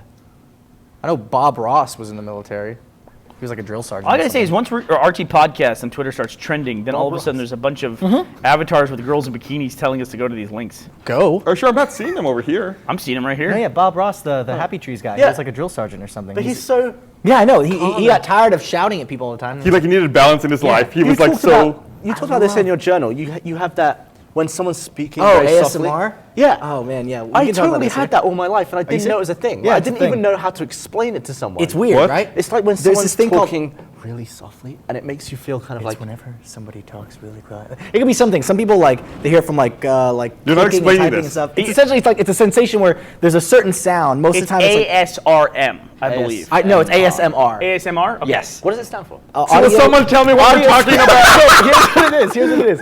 You hear for some people it's somebody talking softly or whispering. Maybe it's typing on a keyboard. What it does is it's different for everybody. It gives you like goosebumps or something. It's like a weird tingle in your head. It is you get a physical feeling from something that's not physical. Like sometimes people will watch people do things. Like they'll watch people describe a model. There's all sorts of videos on YouTube. Some people do it deliberately now. Yeah. When I was a kid at school, I watched someone braid someone else's hair in a very quiet room, and they were going like, just do it. And it's like you could hear everything, like the sound the hair made. And I was watching. It's different for everybody too. There was 2 girls, and I was watching them do this. Boner? And no, I was like 6, and it felt like all of the hair on my head was stood up, and I actually had to go and look at a reflection of myself to make sure my hair wasn't all stood You up. were just getting a boner. No. I was like this. Right before the podcast, I was watching this dude talk about the differences in video game controllers. Because I was like, Boner? oh, this is really no boner. It's the same thing. It was this guy just talking about. Here's the difference between a Sega Saturn controller. And it makes you kind of get and like, and you're just like, man, this is really relaxing. I fall asleep to that stuff. Yeah. but it's like It's a really different weird. kind of relaxing. Like it's not so much a relaxing that it makes me sleepy. I'm just like really gives you, into like, it, and I'm tingly- like, it makes me feel weird. It's but really, good. really weird. And I Have will say, have you ever had that? We talked about this with the head massage videos. Right, yeah, the Baba and his best head massage in the world. Yeah, the world's greatest He's like massage head. Taking this energy. And you can watch those and fall asleep in 2 seconds. So you've never had that? You've never been? No. Let me read relaxed to you by on someone's Wikipedia what we're whispery talking voice? about. The term autonomous sensory meridian response is a neologism, I don't know what that is, for a claimed biological phenomena characterized as a distinct pleasurable tingling sensation often felt in the head, scalp, or peripheral regions of the body in response to various visual, auditory, olfactory, and cognitive stimuli. The phenomenon, this entry has phenomenon in it written so much, I love that word, was first noted through internet culture such as blogs and online videos. Tom Stafford, a professor at the University of Sheffield, says it might well be a real thing, but it's inherently difficult to research. I know people who watch these videos all the time. I'm one of those people. Everything in us, since the beginning of time, has evolved to be that way, right? what? Go ahead. We've evolved to this. Yes, you This have. is the most advanced human. Sorry. All of human You're the culture latest was to make model. you. I'm the latest model. Why is that in there though? I don't What is know. that from? Like some things are like you can tell It's it's like from. an electrical wiring problem. It's like the 787. They haven't figured it out yet. Like some wires are crossed. They're like, But- we're going to fix it next version. But most things that you do without thinking about, like you hear a loud bang and you instinctively go like this. You jump and you're. Or you turn your you're back aware. and jump on a dog. Yeah. But I don't know why. If I'm being relaxed, all my hair feels like it stood on end when it's not. Why did evolution steer that into humans? I don't know. Can I ask you another question about evolution? Why the fuck do they have so much trouble with the interior door over here, Gus? Like that interior door keeps blowing open. It's not an exterior door, it's an interior door, and it keeps flying open every 5 minutes, like wildly flying open. that door doesn't close right. And people keep lunging The at funny it. thing is, this last time, the front door blew open, and like I think the wind blew Monty in here. I don't know if you saw that. I Like saw Monty Monty. came flying in here. It's a windy fucking day. Yeah, it's weird. I'm Oh, worried he my was house looking is for blowing pizza. down. The pizza's out here, Monty. Wind is cool. I love being in the wind. Wind is cool. I fucking hate I always feel like when the wrong with wind is blowing on me and I'm like fighting against the wind, I always feel like I look good. Even though I probably look terrible. And that's like, I always feel like I'm. I hate That's why important. you like it, because you think you look good? Yeah. That is such a stupid narcissist thing to say. I like the wind because I think I look good. The wind falls in my category Well, of why- things that are invisible that can affect me, and I don't like invisible things. But on a photo shoot, You don't like electricity? You don't like Wi-Fi? I don't like electricity. I don't like electricity. Wi-Fi? Because it can kill you. I mean, obviously I use electricity. Obviously I use Wi-Fi. Everything can kill you. I don't Water like can kill invisible you. shit. It's wrong for stuff to be invisible. It's not fair. Go ahead. What about stuff that Natural is gas. visible but it just kills you anyway? Stuff that's visible? At least I got a shot with Yeah, that. like lightning. Even if you see it, you're already dead. Like radiation's bullshit. I mean, it's just like, You know what? That's the next shirt. Radiation is bullshit. it is. It's so bullshit. glow-in-the-dark shirt? I want this shirt. Radiation is bullshit. It should be a shirt you can only read in a black light. Then I would hate it. Oh my god. Or maybe only a camera can see it. Oh my god. Gus, you've never experienced that phenomenon of. think I can so. use the word phenomenon. Phenomenon. You've never experienced that, like where you see something. Have you ever had somebody do your portrait, where they're looking at you intently and drawing you, and it's that feeling of being scrutinized or something? You can almost feel that. You don't have that I either. never had that. No. I have a lot of weird mental things, but I don't have that one. You don't have any human connection of any kind. I don't know why we think you'd have this one. Have you ever done this thing where it's like if someone's about to poke you in the head and you just get just a few like centimeters away? Can you almost like feel that? Oh my God, Miles! No one has ever gotten closer than that ever. You poked him in the eye! You poked him in the fucking eye! I'm sorry. Dude, they distracted me. I looked away for half a second. Are you okay? What's funny is Well, you didn't earlier, even finish your sentence. I was like, is this meant to happen? Are you meant to poke me in the eye at this point? when Gavin, after Gavin got his makeup done, Kara went to high She five him. did this. She was like, hey, and I was like, go on then, because I don't like high fives particularly. So I was like this, not really doing it. And she missed one hand and went palm me right in my eye socket. I'm so sorry. There's the other eye. I was trying to prove a point. I failed. Well, Yeah, do you ever but it's a real thing that people have. have you had the thing where you have someone slowly work their way up your arm? You're not allowed to look at this, but you have to tell them when their fingers reach the dead middle, What? right? Right Yeah. here. But you will always think it's there before they get there. What are you talking about? Really? That's bullshit. Yeah. So like Do it you, to me. people always No, say, no, "Oh, let's you're there not go now." into No. fifth grade. Yeah. All right, we'll do it later. Creep out the a thing goddamn there. audience. What, by the way, what is? I've lost my. You're a young person on the internet. Okay. What is shipping? What is that? Okay. So Shipping? I learned about Hey, shipping do you during know Red what this vs. is? Blue Like, season. so two. Like sending shit via. No, like no, guide no, shots. I know. I shut want up, Gus's Miles. wrong explanation first. Okay. What is shipping? Have you ever heard of this? It's what you pay when you buy something online. No. Like people have a Griff and Simmons ship, or they ship Griff and Simmons. It's like a relationship thing. Like Go ahead, a Miles. fan Now, fiction? weird. Now explain it. I learned Okay. this during Red vs. Blue season 10. Monty showed me that Tumblr is really active. The Rooster Teeth Tumblr is really active. So I started reading that after every episode. And shipping is apparently Can we get rid of Tumblr? Can we just? when you take We two take a vote. characters that would probably never be together and you make them together and you like maybe draw pictures with them together or Isn't you that write a just like story. about Slash? it. Yeah, exactly. Yeah. It's, Yeah. it's What's the difference between it's- Slash and shipping? So what is Probably- Slash though? What does I that don't mean? know. Okay. So Is shipping the Tumblr version of Slash? yeah, Yes. it's like porn for Like- characters that are just not sexual Yeah. with So- one another. I hate I- reading It that. took like days for Ruby Weiss ships. It was weird. It took me a while to get into it because I didn't like the art style at first, Shipping. but I started watching Bob's Burgers. Oh, Bob's Burgers is great. And they have an episode where one of the characters is like in school and she writes erotic friend fiction.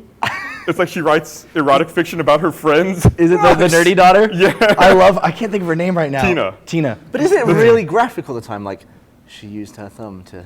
No, it's not like super. Like, Oh, it's not? she's like a middle school. It's like they all touch butts. It's like what she writes about. Touch blood. held hands and And it's that makes me think of like shipping. It's like you get these people and you write like What was about that them. movie where the woman had the sexting relationship with the 10-year-old kid?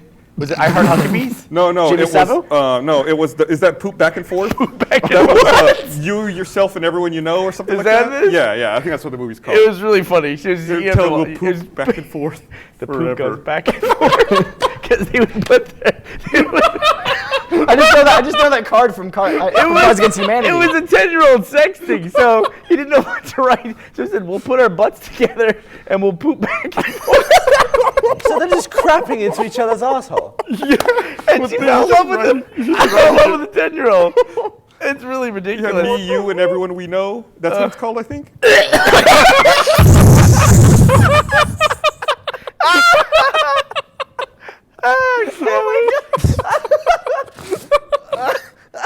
I'm gonna throw up from laughing.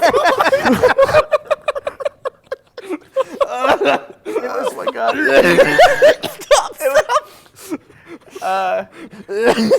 I don't like my right. This is why. Instead of all the weird ASMR stuff, I want my brain to be able to not visualize something if I don't want it to. Like pooping back and Say- Like put a centered bar over it. Like Yeah, you say that, and I don't want to think about the graphic. What that? But I am.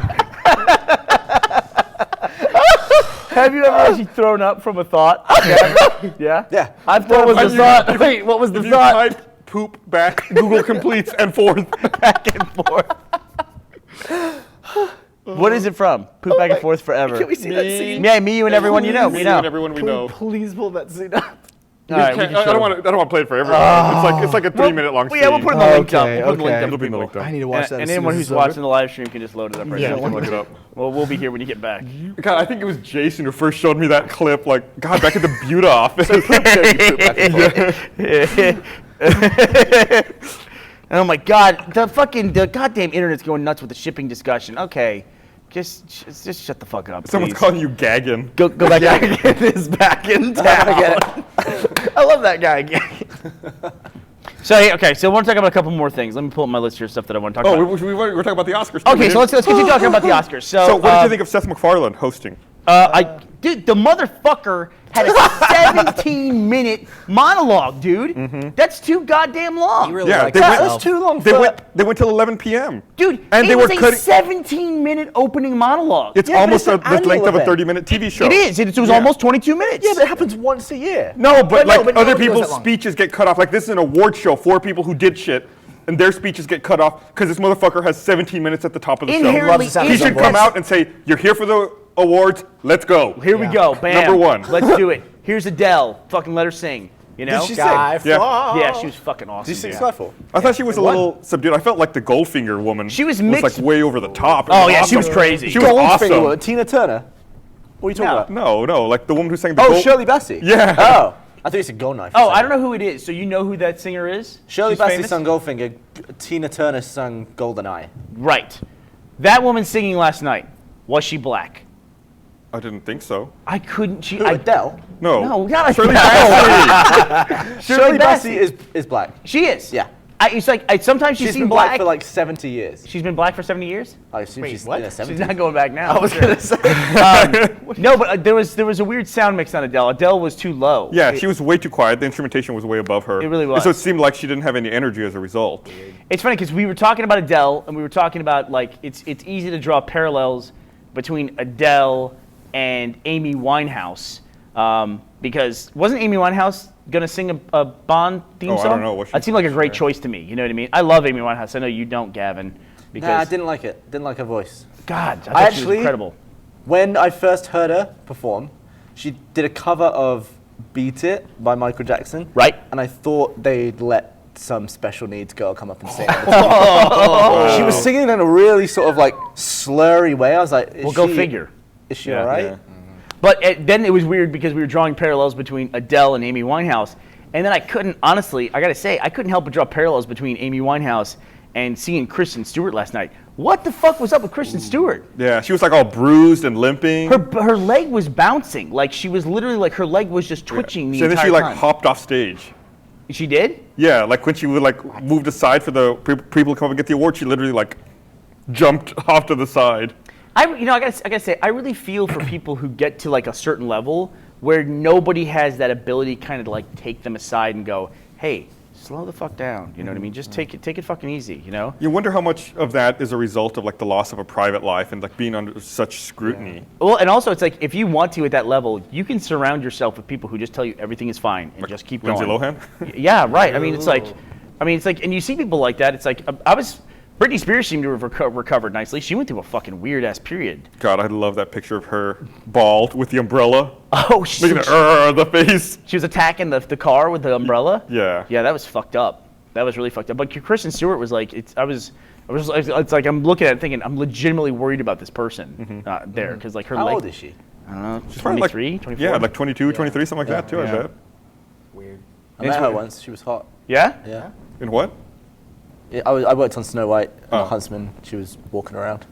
Did you work with Charlize Theron on that? She was there. She was so fucking hot in that movie. Holy cow! I fell asleep in I, that movie. I was We went and not, saw it. You and I went and saw it. I fell asleep. Yeah. I was not a fan of that movie. That movie was directed by Rupert Sanders, who did a lot of the live action Halo And then- commercials. That's who had the big scandal with Kristen Stewart. And then he Yes. directed his penis into her. Yes, Yeah. he did do that. Allegedly. So, like, Actually, he didn't know the went- tape. And that was the time where I told the story on the podcast where I was about to come here and I was listening to the old podcast so I didn't tell the same story again. And we were talking about Rupert Sanders, and then he walked in. I was like, Jesus Christ! What are the chances of that? So yeah, the reason I went, and like that movie didn't seem interesting to me based on the trailer, but I went and I saw it because I was such a fan of like the commercial work he had done. And I was not a fan of the movie, but man, Charlize Theron was definitely smoking in that movie. Oh, unbelievable. Unbelievable. And she looked great last night, too. Were they in on that boobs I don't song? know. If they weren't, that seemed really tacky and Well, it's Seth MacFarlane. terrible. You know, I'm assuming they got to pass everything. Like, if they're going to hire Seth MacFarlane, they won't talk about it, but they probably put everything through a committee of like what he's going to do and what he's not going to do. Yeah. It's the Oscars. I like the trailer he did though, where it was him announcing that he was going to do the Oscars. And he goes, I'm Seth MacFarlane, ask your kids. And I'm going to be hosting the Oscars, ask your parents. Well, what I don't like is they also renamed it this year. It's no longer the Academy Awards. It's the Oscars now. Oh. Yeah? I didn't Yeah, notice that. so it's like, that's why he said, I'm hosting the Oscars. He didn't say I'm hosting the Academy Awards. Oh, okay. And even the slates during the production are the you're Oscars. right. It's not the 75th annual Academy Awards. Why did they do that? So was it always the Oscars and always the Academy Awards? No, it was The always Oscars was always the informal name for the statue. It's always been the Academy So Awards. where did the name Oscar come from? No one really knows. Oh, really? No, yeah, people know. What do you mean nobody knows? I bet I can look it up in 2 seconds. There's like conflicting stories all the time about like the origin of the term Oscar. I don't know. I don't think you're right. Why I did think they? it's Do you named know why after they dude changed the name? No, I don't know. Make it more hip. Oscar. I'm right with it. Okay. But the other thing too was Kristen Stewart falling down. You mean Jennifer Lawrence? Yeah, sorry. yeah, Jennifer Lawrence falling down was that there it is. Yeah, there she is. They're showing it on the screen here for us of her falling. So she was accepting. She seemed genuinely shocked that she won. I talked about Silver Linings Playbook a ton when I first saw it. That was a movie that hit me right out of the gate. I had no idea what it was going to be about. Yeah, the weekend after I saw it, I came to the podcast. I was like, everybody, please go see this movie. I don't know. I watched the pre-roll on a YouTube video of the trailer, and I don't know what it's about. It's about mental illness, basically. Oh, it is? But everybody in it is fucking amazing. Like, if Bradley Cooper had won, I didn't see Daniel Day-Lewis in Lincoln, but if Bradley Cooper had won, I'd have been, that's great. And I saw Django and I saw Silver Linings. Robert De Niro in Silver Linings Playbook was fucking awesome. He's so good in it. But anyway, I'll look at this up and find out why it's called the Oscar here in a second. But when she fell down, it's not shown there in the clip or the picture they just showed, but Hugh Jackman. Did you notice that Hugh Jackman ran up to help her? Yeah. Like instantaneously, he runs up there to help her. And I was like, you fucking jackass. You have to be a perfect gentleman on top of everything else. The guy can fucking sing. He's good looking.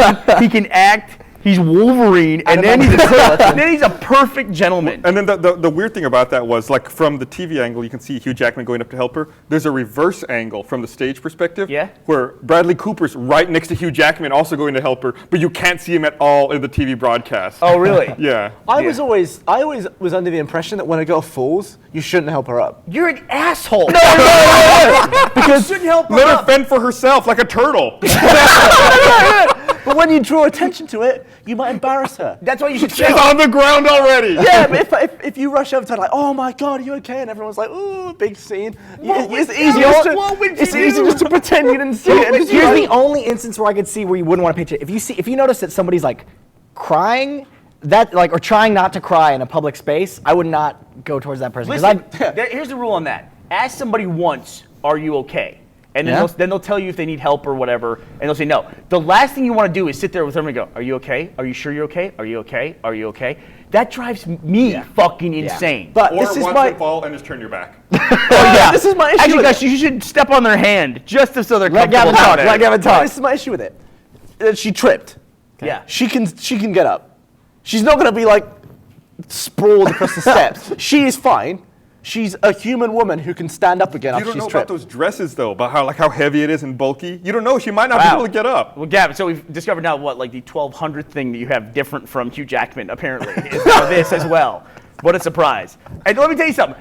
Every girl in the world noticed. Can we get a girl in the get Kara or somebody out here in the pit? Yeah, can we get someone out Every here? girl in the world noticed that it was Hugh Jackman that ran up to help her. Also, how can you, you don't want to embarrass her? It's on television. The shot is her falling. To me rushing to help someone up is me saying, "Ha, you fell over." No, if you run up to her and say, "Hi, you fell over," that's you doing that. Going to help. Okay. Pick up the mic there, Kara. Yeah, you're right. Dave. It was officially rebranded as the Oscars February 20th, 2013. I know. All right. Okay, so Kara's out here. All right, let me ask you a question, Dave. So, Kara, if you were in that position and wow, you where are you? Jeez. and you fell down, would you want help getting up?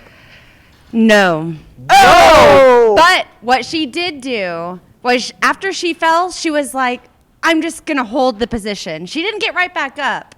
She sat there for a second and composed herself and got back up. analyze But then this. everyone gave her a standing ovation. Yeah. And she goes, "Stop it! I know you're just doing that because I fell." So, Joe, do fuck you y'all. think Hugh Jackman is an asshole for stepping up to help her? I think he's a gentleman, but then again, that draws more attention to the fact that you did fall. Come on, You could not have gotten more attention drawn This to is that. crazy. No, Can we get another girl out here? I don't know. I would have jumped right back up. Yeah, you I were mean, bounced the up. girl wants to feel like she's an independent.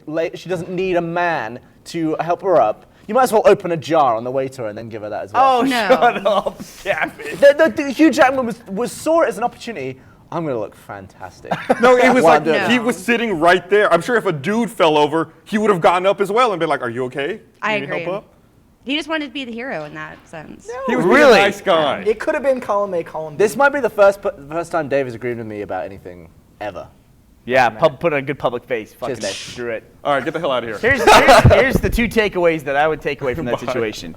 One is if, regardless of what Gavin says, if you're a guy and you're around ladies in big pretty dresses, be ready to help out. Like, even walk up steps, offer your arm, help with that process. Come on, it's not 1920. It's common decency. It's common decency. Despite what she says. That doesn't apply anymore. That's a modern woman. Listen, the other thing too is Jennifer Lawrence too, because she got up. Like Hugh Jackman didn't make it all the way to her. Right. Right. She got up and got up there. Here's the other lesson learned from this process: is that if you're a woman and you fall down and Hugh Jackman is rushing to help you, bitch, stay down. It's Hugh Jackman coming to rescue you. You stick around, stay down, and let him help you up. She was afraid the claws would come out. She was like, no. She missed out on a magical moment with Hugh Jackman helping her up.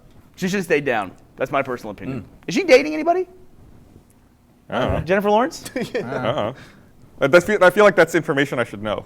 I know, right? We have to know that about people. I'm sure. Watch.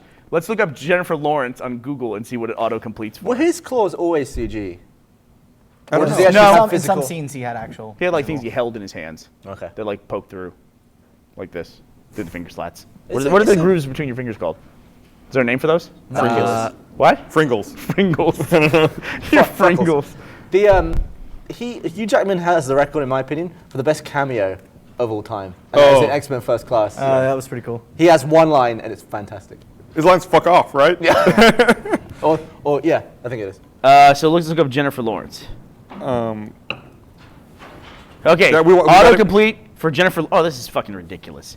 Jennifer Lawrence fall, Jennifer Lawrence Oscars, and Jennifer Lawrence weight. Really? That's what people are looking up. Apparently. And then trip. So she's fall and trip. That's a weird thing. Like, you look up someone's weight. Like, why do you need to know that? You've seen pictures of them. You have an idea of what they look like. Like, what does a specific number convey that pictures and video People might don't want to convey? look like her and think she has an attainable look. So what does she weigh? Yeah, but just like, do I look like her? Look yourself in the mirror. Look at her. You got video and pictures. Like, does this match? Yeah, I guess. Yeah, close enough. All right, let's do the same thing for Adele. Adele.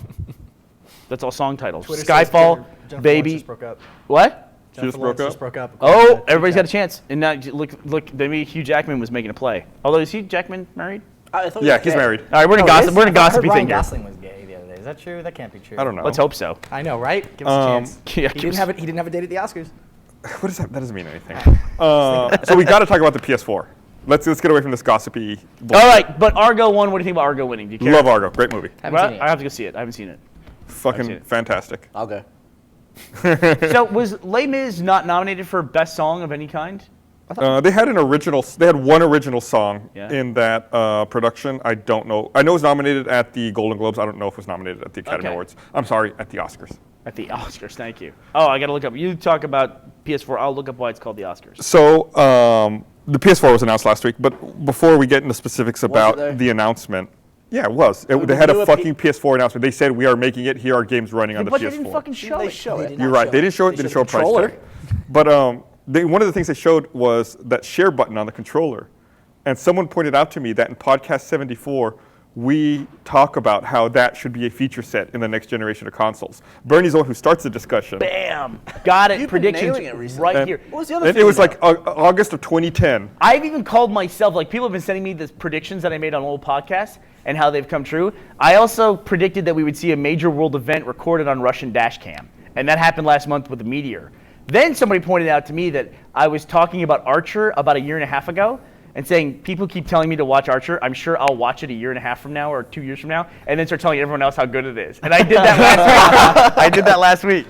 I was So good. I was commenting to how people do that. They constantly get told, you have to watch this, you have to watch it. Then when they start watching it, then they tell you, this is such a good show. You're like, fucker, I told you this. That's something I've noticed about being on a podcast on a public forum for such a long time, is you see how much you change your views on stuff without realizing. Yeah. Like in my head, I'm the same person now as I was when I was 21. Yeah. And I listen to those podcasts, I'm like, you idiot. And now I'm going to do the exact same thing when I'm 28 or whatever. Yeah. That's funny.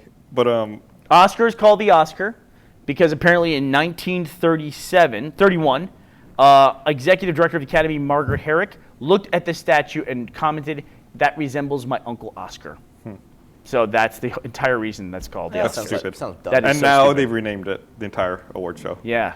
So yeah, at podcast 74, about 12 and a half minutes in, we comment that you should be able to stream your gameplay video directly to the internet and make clips and share them, like built in via hardware API instead of like, because we were talking about Modern Warfare had just announced they were going to have theater mode. We were talking about in context of theater mode. And so we said that should just be built into the hardware, into the console. So we should be able to do it. And so now I said that'll come in the next generation. It'll be baked into consoles where they'll have built-in DVR functions. Except I called it a PVR. Yeah. Because there were personal video recorders back then, like TiVo. Yeah, we got into a whole stupid discussion What's about the that. difference? But Okay, two and a half years ahead of time. Yeah.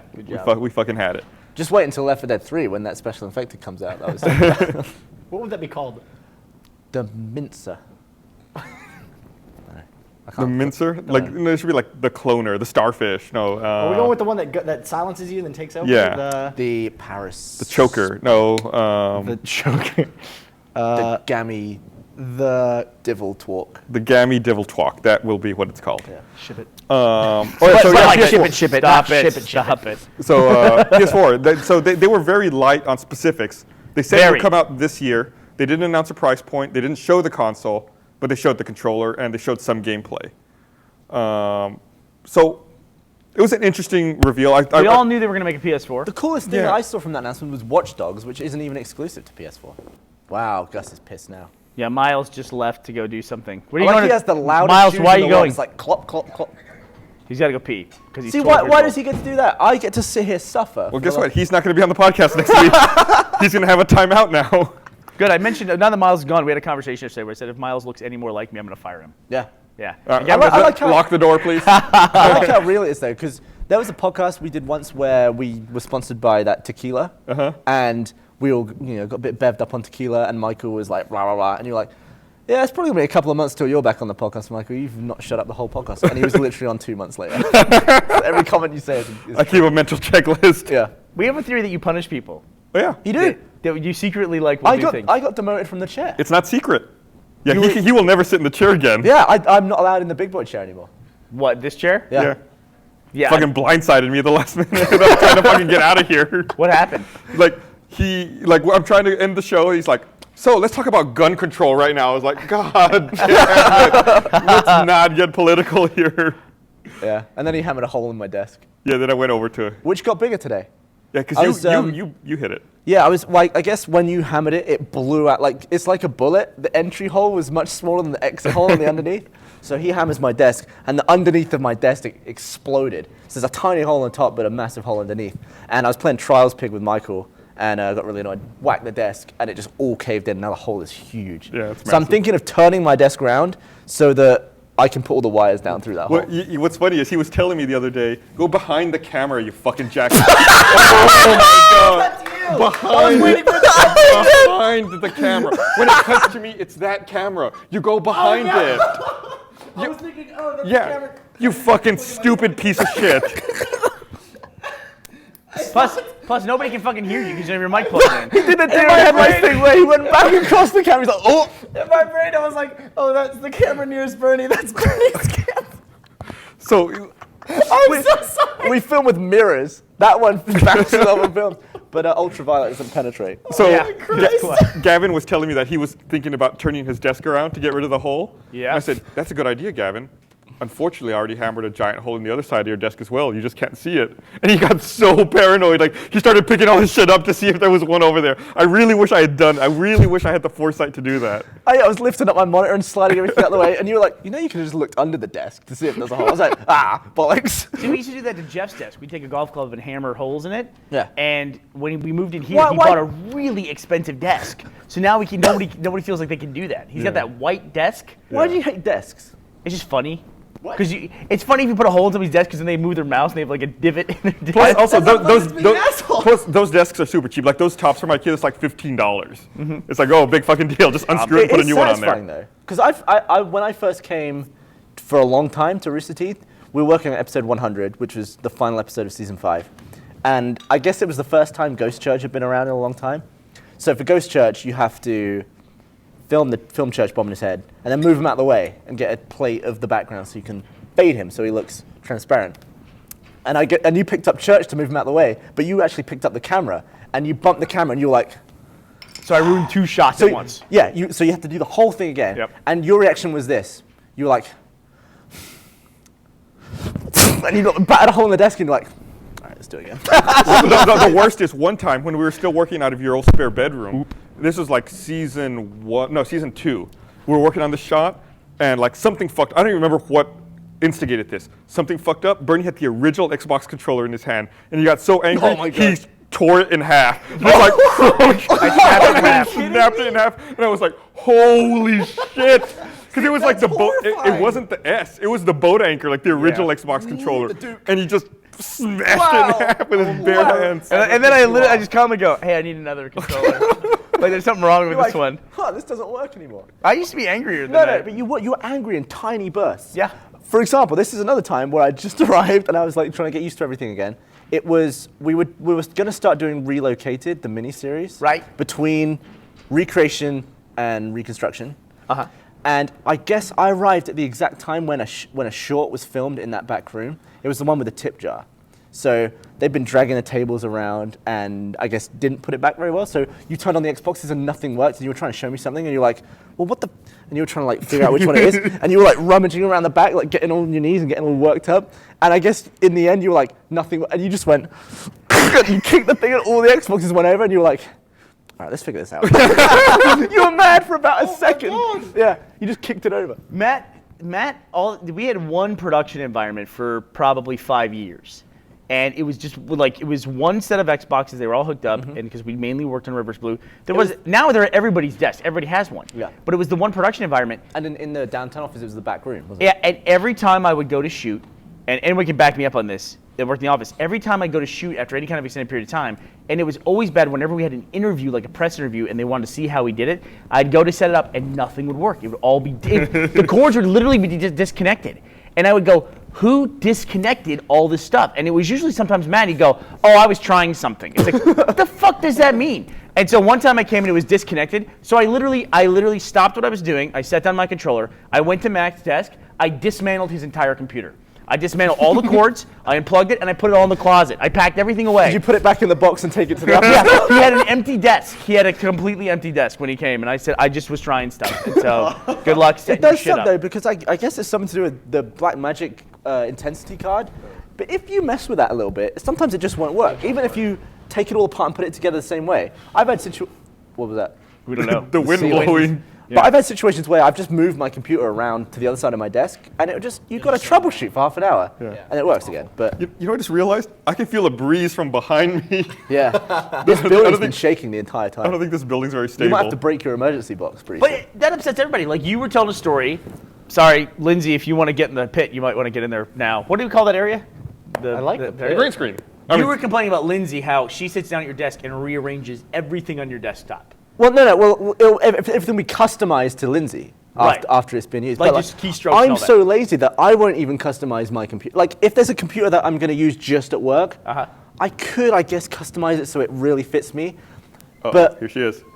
But I don't, because I feel like I'm not going to use it enough. But Lindsay will sit down and be like, all right, well, I need this to be this. And then I sit down and nothing works. You know what the worst to me is? Occasionally, before we Hey, go what's up, live with the Lindsay? podcast, I have to sit at Chris's computer to set some stuff up, and he's the one person in his company who uses the backwards mouse scrolling. So I'm like, what? How the fuck do I scroll? So I don't know how to do anything. Hey, wait, this is February, right? Just about. Yes. For the first time I ever met Burnie was the beginning of February. It was like that's February 2nd, You gonna make out? Or? fucking Yeah. 15 years ago. Yeah. How do you know? Why do you remember it was the beginning of February? Because that's when I started my job at Telenetwork, okay. and you did the orientation. Yeah. Was that when your life took a turn for the worse? And it's never Oh, been. please. It's been a downhill slide ever since You're then. lucky to have me in your life. And then people are commenting on the chat right now. They're saying that, wow, Bernie's getting really angry. He's slowly turning into the Hulk. I'm actually way more level than I was back 5 years ago. Well, let me tell a story from 15 years ago. Why were you worked up though? What? One of the first times. So when I got hired at this place, Bernie did our orientation, and it was a small group of people, maybe 5 or 6 people. He'd here's the forms, fill out your tax information, whatever. Then it was probably like a month later, I was sitting there working at the call center. Then Bernie came into work, went to his office, then came back out, and it was like 7 in the morning. You were like, who took my chair? I hadn't talked to you at all between the orientation and this. And I was like, You're like, who took my chair? You're like looking around the call center like a crazy person. You're like, who the fuck took my chair? And then I remember it was Jacob, stood up and was like, here you go. And you took it and just went back into your office, and then Jacob just stood there and worked all the rest of the day. So wait, so he came forward, or did he just slide it out and then duck? He came forward. just see a He chair didn't say empty. anything. He just stood up and then grabbed it and was like, I was the president of the company. You don't come to my office and take my goddamn chair off my I desk. did that the other day. I came into Achievement Hunter, my chair was missing. I was like, where's my chair? And I was like storming around, and then Michael knocked on the conference room door. I was like, did anyone take Gavin's chair? And Matt was like, yeah, I took it. And I was like, okay. He could have it. Yeah, but it was the same thing. Like Matt came in, and there was one of the chairs was missing from the conference room. So what does Matt do? It's just like closest thing. Just grab that. Just I found that chair that was missing. It was like over there in the dungeon. I was like, what the fuck is this chair doing over here? who knows? What And people- also, all the chairs in there are the same. They're like those weird bungee strap ones. But I know which one is my chair. I have to recline it, and I bounce it back. I'm like, this feels wrong. Like, Brandon's I can throwing tell the it's- intern. He's doing what? Brandon's throwing an intern under the Oh, yeah? who, Michael under Lowry? the bus. No, someone else. Oh, Interesting. Very interesting. yeah, but I've calmed down a bunch. So you were the Yeah. president of a company. yeah, So you were just... that's why I was the last person to quit my job before. I worked So all the was way there through any- season 3 of Red vs. in Blue. that company, which you told me is like grown immensely since It's a you great left. company. Yeah, it grew immensely while I was there. So It went from 20 people to 500 people. I remember there's no one I was employee number 19. when I first started, and when you first hired me, a shift was 3 people. Yeah. It would literally be me and 2 other people. Yeah. By the time I left, which was before that, a shift was like 70 people. Yeah. So was there anyone above you, or were you just the top? Oh, it was the owner of the company. The guy who owned it. Great guy. Just like everything I learned about business, I learned from that That guy. must have been a hard job to quit. It was a very difficult job. You couldn't have gone any higher in that company other than buying the company. That's true. I mean, you could always do things like equity or stuff like that, or yeah. I mean, but no, there was really not much more that I could do. Like Weird. So So was just it- continue to grow the company. Was it weird to work your way to the top of a company and then just quit? Yeah, I literally started entry level, and I introduced a product at the company that totally changed the company. It was essentially like a customer service company, and I introduced a tech support product that within like 6 months of starting that's all the company did was that. We just did those tech support projects, and that's what Gus was hired to do and Jeff was hired to do. You know, the only reason In journals, like the last few years when people had a birthday, I wrote the stories of how I met them, and I wrote the story of how I met Gus. And if you go look at my Rooster Teeth journal and you look up Gus, look up it was last year, I think. Dead or Alive 2, or just go back to February Oh, 22nd yeah. of last year. It talks about how I met people. The only reason I applied for that job is at the time my roommate wanted to apply for the tech support job, but he didn't have a car. So I had to drive him down there for his interview. And then like the next morning I was like, I was there, why didn't I apply for the job? So I drove back the next day and I applied for the job. So you And then- beat him to the job? Yeah, my roommate came home. He was going to school at UT at the time. He came home from school. I was like, hey, yeah, remember that place you applied at last night? I went and applied today. Like, I figured maybe we can work together. And literally, as I told him that, my cell phone rang. Or it wasn't a cell phone, it was my our home phone rang. And I picked it up, and I was getting called back because I got the job. I was like, oh, cool, I got that job you wanted. How old were you at that point? 19? One of the first meetings I ever had with Gus was, Gus said, I have to go home. He goes, you get in my office. He goes, I have to go home. And I said, what's wrong? He goes, I don't feel well. And I said, oh, I said, are you feeling sick? Because like if people get sick in a call center, it's a fucking nightmare.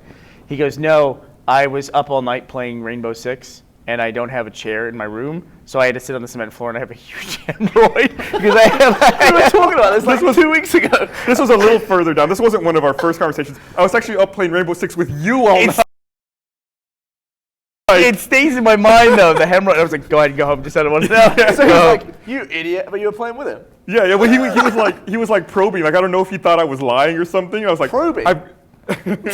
He like furthering the question line. I just want to make sure he wasn't like had the flu. You know, Because then I'd be like, I've got a hemorrhoid. I can't sit down. It hurts. God. That is gross, dude. Yeah, it was awful. I had to send. You're too young to be getting hemorrhoids. I had to send my roommate to the store to buy me Preparation H because I couldn't go. Because like I just couldn't sit. I had to like lay on my stomach on my bed for a couple days.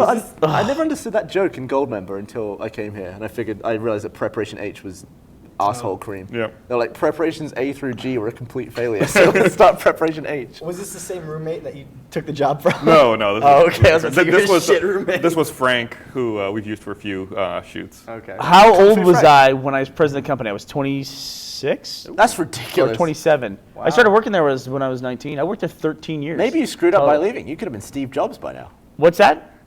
You could've No, been because Steve nobody Jobs at the by company now. is Steve Jobs. But I get what you're saying. It's a great company. I mean, have like, nothing. Listen, I'm one of those people. It's like I worked there for 13 years. It's like, there's ups and downs at any job that you're at. I have nothing bad to say about my former employer or anything like that. I never see when people quit a job and they just become such cocksuckers about places where they worked and gave them opportunities. I was 19 years old when I started working there. I had great opportunities and I rose to be president of the company. It's like, it was a great time. It was, I got nothing negative to say. That was the only place that would hire me. When I moved to Austin, I tried to get any job, retail, like food service. No one would fucking hire me.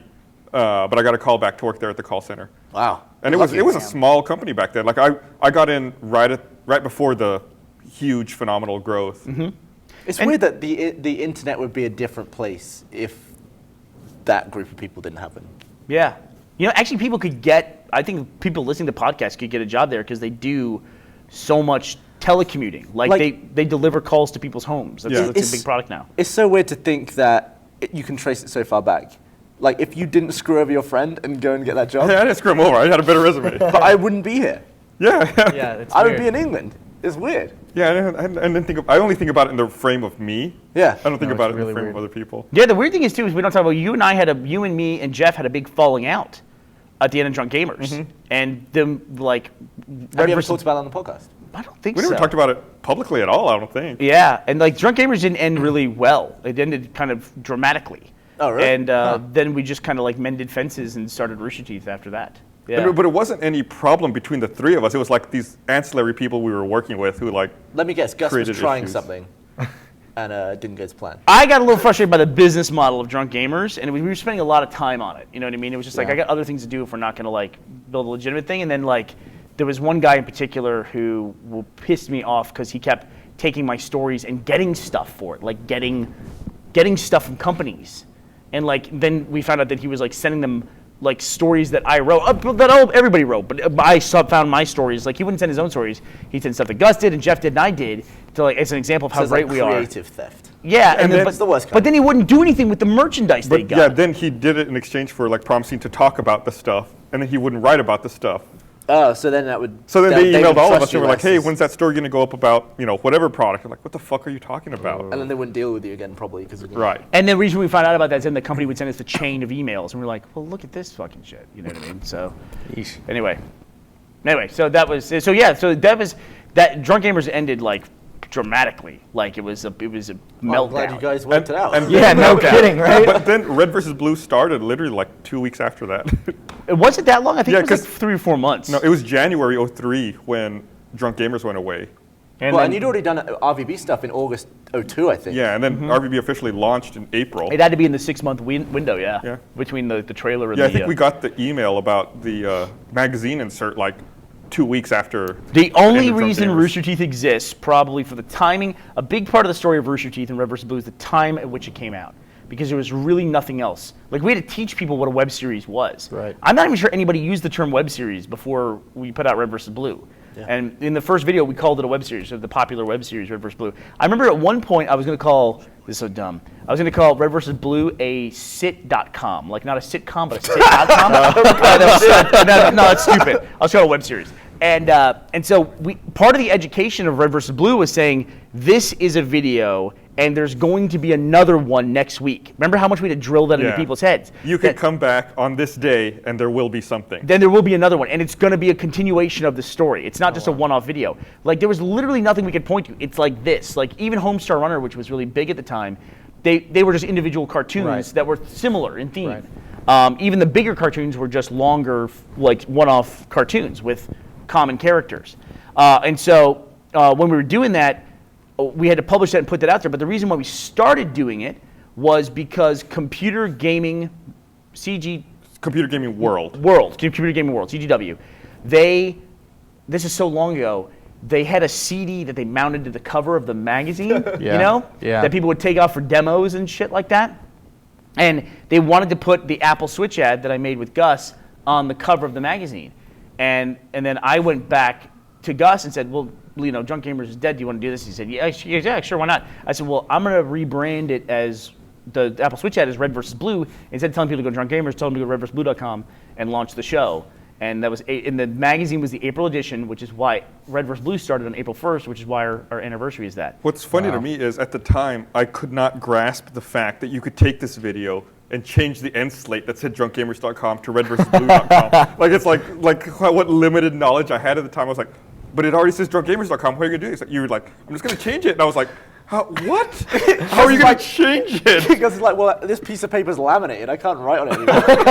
It was like, I had no idea how any of that stuff worked. I like that you do a thing where, as they were recording their first episode 1 back and forth dialogue, you decided to film it, and you're like, and they're like, why are we filming this? And you're like, what if it becomes successful? It's probably good to have this, right? And they're like, yeah. It was just and it goes like, blew up, like behind the scenes stuff, and he's like, I thought it was so stupid. I remember, that's why I took pictures of you, like setting it up, and I was like, this is stupid. I'm gonna take pictures of you then. Asshole. There was I had to make the first video because it was impossible to explain what I was talking about because, like, Machinima, there were examples out there we just didn't know, we'd never seen them before, and I was saying like, I want to take the game and use it to make a movie. And they like, you want to make a 3D movie? It's like, no, I want to make the game and make a movie. Like, oh, you're going to make a cutscene. I'm like, no, here, just say this. And I went home it was the guy that showed me Red vs. Blue, I couldn't get my head around it either. I was like, how have they got Halo on an actual computer? I didn't realize you could record footage from an Xbox. That to me was amazing. Yeah. And I watched it, I was like, bloody, it's really funny. And it's just one of those things. It's like, then it was like, then the moment it came out, though, it was like within 3 months when it got popular, then everybody had the idea. It's like, oh, this is something that everybody does. And then there were probably about 24 copycat shows that were all of a sudden people were making Halo shows. Something versus something. Like it was like that was just a thing you did on the internet. And we were like, what? Everyone is taking our idea. And they're like, There no, was fuck you. This salmon is versus teal and sponsors versus freeloaders. Well, we were also really lucky. I mean, the reason you were able to do that was the reason you had capture equipment, because capture equipment was really expensive back then. The only reason you had it was because of the movie you had worked on, the schedule. Yeah. But my capture card was $1,500. You might have changed the capture card. But it recorded in full standard def. Hey, how was that? Was it NTSC or PAL?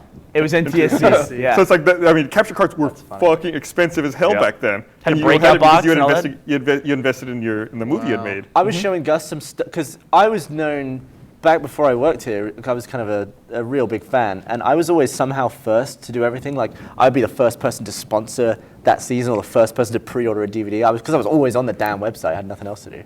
And I kept everything. So you would sometimes upload an episode, and then you'd have to download it from your servers. Right. There's no way to just play it. There's no YouTube back then. So I would right-click save everything, and then I guess I just kept everything. But you would sometimes tweak an episode after it came out. And so I have the original versions of some episodes that don't exist anywhere. And I also have some extras, like there's the beginning of episode 2, there's that musical intro you did where you were singing. But yeah, I sang the theme song to Red vs. Blue. Is that on the bonus DVD? I don't think that's me But singing it's basically you. It's like some weird 80s beat. It's like, I fight versus red. Yeah, it's like, I am red, I'm fighting with the blue, I am blue, I'm fighting the red. Let's just get together, make ourselves a little purple. Along with the original logo, which is clearly Google image search of rooster and chattering teeth just splodged It together. was a on the- weather vane rooster and like physical chattering. Have you teeth. ever seen that, Miles? No, I gotta show want you to after see the this. Gavin free cut. This is blue. And that actually, that's weird you remember that because that actually started the policy of we were going to hire people in our community to do stuff because I went on the forums and I found a guy, his tag was Ink Thinker, it's Ben McSweeney, who we still remember him. work with to this day. And there's another guy called Grasshopper. He had, Grasshopper. He sent me stuff though. By episode 6, okay. that's Nico sent me the music. But Ink Thinker, I saw he had an avatar that was him, a sketch of himself with like a cigarette and him looking all surly. And I said, "Your avatar, it's you. Is that a sketch of you?" He said, "Yeah." I said, "Did you draw?" He said, "Yes." I said, "If you're an artist, do you want to like just draw our logo because I can't use for a company logo. I can't use stuff I pulled off Google image search." He goes, "Sure." And I said, "Now charge me the right amount for this because it's going to go on like probably T-shirts and other stuff down the road. We'll probably be using it for a long time as our company." He goes, "Okay, well I like the show, so I think he charged me $75 Dude, to that's draw money our well logo, spent. which Yeah, we that have, thing right there. that we have used probably hundreds of thousands of times." Right there. He drew our logo. And we've seen him since. And He looks sometimes- at every time I see him now, he's like, it's so asymmetrical. Yeah, He's like, yeah. Yeah, redraw he it. wants to tweak it again. You're like, no, don't touch it. Don't touch it. Don't touch it. Yeah. But Because because he back doesn't like then, it's off center. the beginning of every video, before the Nico music, which I think was around episode 6 or 6 or 7. 7, which was when I started watching it, it would just be the fade up of those Google images. Yeah. And it would be, instead of Rooster Teeth presents Red versus Blue, it would be Red versus Blue presents the Blood Gulch Chronicles. Yes. Like Red versus Blue is the company and Blood Gulch Chronicles was the name of the show. Thanks to Sabaku no Chad on Twitter. He just sent me the original logo for Red versus Blue, and I just retweeted it from my Twitter account. But that's Will that it, come up Miles. here? And you can see it. Yeah, I've seen that. I've seen the image. That's it. That was our original I'd never logo. heard this song before. Oh, It's yeah. a little This, purple. this song's great. The idea was that I was going to sing a different song every Yeah. week. I was going to come up with a time. After weird the thing first week, was, I was like, at well, the end of not this- every week. And then I just dropped it. At the end of the song, there's a bunch of dudes laughing, kind of like how funny and lame it was, the song. But listening to it now, I realized that they're all you. Like you just laughed and you laid it over yourself. I laid it over myself like to there's make much you sound like people- a You're just room full of laughing at people. yourself. That's exactly right. I didn't realize that at the time. I built my own laugh Wow. track with myself because I was in my room by myself making these videos. Yeah. And, Wow. and then there was the time when, with season 5, after that, you made the box set with a bonus disc. And I had you guys coming to me because you didn't have some of the videos that I still had. So I sent you back the videos that I downloaded from you, which you'd have, I guess, lost over time because I kept everything. So there are some videos on that DVD, which is my copy that I sent back to you years later, like probably 5 or 6 years later. One of the fun things we posted, one point we posted the first 5 minutes of the schedule, and you have I've that. got that as well. In fact, people I don't really- remember you posting that. That's crazy. Yeah, I posted the whole opening sequence for our movie, Matt and My's movie, The Schedule. And then another thing we posted was the full raw footage of us shooting the Apple Switch ad. So it's me, you and Jeff Oh, like yeah. talking. We have no fucking Yeah. clue what we're doing. I have that on DVD on my desk, I think. Do you remember when we talked about the blue light and the white light that we Yeah. had? And I said you have to have a blue light on one Where did side. you shoot that? Because you zoom out. Because it looks It was like in a the warehouse white- of the old call center. Did we you used to work paint at. the wall? We Yep. did. Because you zoom out and there's literally just the space that Gus is stood in front of. That's the only that was painted. Yeah, like Burnie messaged me. This is after I had left the call center. I was working at another place. He messaged me and he's like, "Hey, let's come down. We're gonna shoot something." I was like, "Okay." He's like, "Go to the store and buy a blue light bulb and a white light bulb," which is what started that conversation. I was like, "Okay." So like I bought the blue light bulb and the white light bulb. I went down to the warehouse and Burnie was there painting the wall and we filmed it. Have you cut to that logo yet? Yeah, we already cut to you it. did. Nice. And we went to, I remember I went to the Holland Photo that used to be across Lamar where the Draft House South Lamar is now. There used to be a photo place right there. And I went and I was like, I need a blue light and a white light. Like I had no idea what I was asking for. Wow. And they were like, all right, here you go. It was like It's 10 funny bucks to or hear whatever. you guys calling each other by your, because you went by different usernames back then. We Except went for by our Gus. junk Gus was gamer always Gus. names. But there's a moment where Jeff's holding the boom and you're like, G-Funk, get the mic out of the way. Yeah. Monty says Wait, that original intro's on the bonus disc. The original intros on the bonus disc? Yeah. with the song. Yeah. Is the song on there? You can jump on the mic if you. Oh, yeah. I don't know if that mic might not be working. It is, yeah. Jump on there, Monty. Say hello. Monty's looking good these days. Monty looks dope, looks man. stylish as hell. Make sure you turn his mic changed his on. look and everything. Make sure the mic's on. Is, Yeah. is Monty casually? You gotta have to Sit sit. on the couch. get Go on the in front of couch. No, it's fucking cat hair all over it. cat hair all over this mic. Just hold your hand there, Mike. Oh wait, we don't want to kill Monty. We don't want to kill Monty. No, there's cat fur everywhere. I forgot about this. This might be a bad idea. All right. Well, No, don't die. I'll sustain. Sup? What's up, Monty? Good to see you, Monty. You're looking good. Yeah, it's on the bonus disc. Did you just get a haircut or something? A little bit. Cut it myself. Why don't you just stand in front of the couch? Yeah, stand in front of it. Just because of the light. Oh, all right. Kyle can do some on-the-fly Fucking refocusing. blinding. Hi, How you Monty. doing? People love to see. Hey, him. I gotta call the podcast out since you guys That's forced actually me on very stage. suiting. There's a meteor hitting the ground behind him, and he's holding. It's like radiation. The- Radiation is bullshit.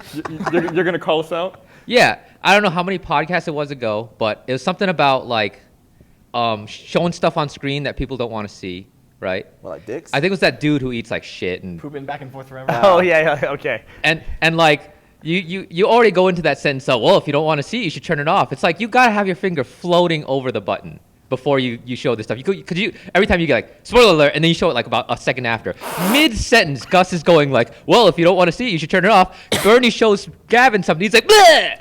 And it's like you just contradicted yourself right there on the spot. But I showed it to Gavin. Well, that's the point. The point is, it happens so fast. You Well, I can't don't warn want Gavin someone. to not see it. I want Gavin to see it. You Why? warn someone, and within about 2 seconds, you're showing it. It was the Gavin. You remember? It was the guy who pooped into condoms. No. This was even further. You were showing him fleshlights. You were showing him fleshlights or some sort of vaginal something. And we were talking. And Gus was Gus was talking about. Awful band. Get out of here. You're killing him. Awful band name, vaginal something. Gus was talking about the dude who we showed a video on screen of like him eating shit out of a cup. Get out of here, Monty! Get out of here! What are you doing? So Don't leave. what was the other thing? And something about wet bread. All right, I'm done. I love you, Monty. Thank He you. drops the mic and leaves. Best appearance ever by Monty. Thanks for stopping by, asshole. That might be the best walk-on ever. I like that he shows up and Gavin starts off with a compliment and then Monty immediately hammers him. Well, we gotta wrap up. Hey, are you There's okay? old gum in the bottom of this. Do you want a beer or some wet bread? Do you want it? Okay, we're like at the 2-hour mark. All right, let's We gotta wrap it up. this shit up. All right, no, wait, let's see if we can talk about anything else real quick. I want to get through everything on my list. What about Destiny? Let's talk about Destiny. Did you guys Christ. take a look at that with the PS4 reveal? Yeah, How can we not talk about They Destiny? had already announced it. We talked We about talked it. about it last week. Yeah, before the PS4 thing. They had already revealed it on February 17th. Right. Oh, okay. And They so revealed that the it will PS4. be- But it's you think the gonna be PS4 thing though is like, do you think it's exclusive?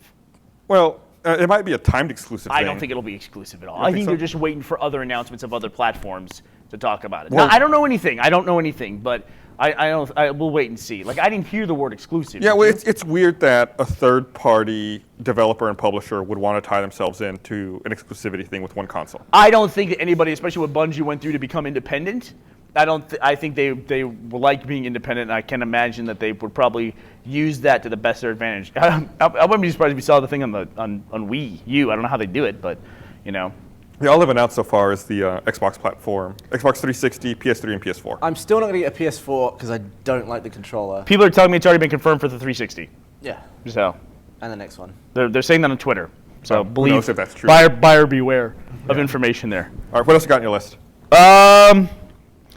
The Onion tweeted about the little girl that was up for Best Actress, the 9-year-old. Yeah. What's her name? I don't remember. It's like I don't know. It's a name that's hard to pronounce.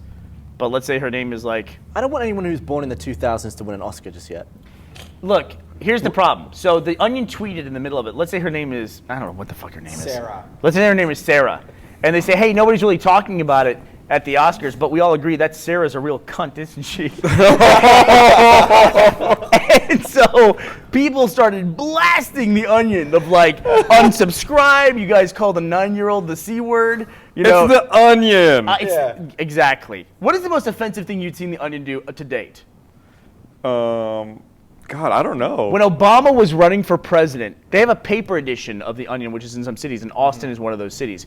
And so the newsstands for The Onion, Obama's running for president, and they have a huge picture of Obama on the front of The Onion in this newsstand, and the headline is, Black Guy Asks Nation for Change. And I thought, that is pushing the limit even for The Onion. One of the other like kind of questionable things was like the week after September 11th, they printed a headline that was like, "Woman doesn't know how to cope with her feelings, bakes a flag-shaped cake." Oh, wow. How about, kinda her weird. name is Quivenzane Walt. Well, they went away Where's from she me. from? Sorry, it's scrolling too Wallace. fast. Once we started, I guess RT podcast, the hashtag started trending, and now all of a sudden it's just like filled with garbage of like all these fake. How are you looking at it? I'm looking at TweetDeck. Well, if you look at tweet chat, it's fine. There's not a bunch of garbage in How there. does it know to get rid of that stuff? I don't know, but tweet chat.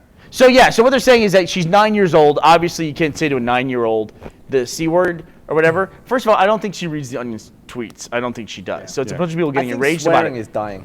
What? Swearing is becoming less Absolutely. offensive. Just like religion. Is it? Yeah.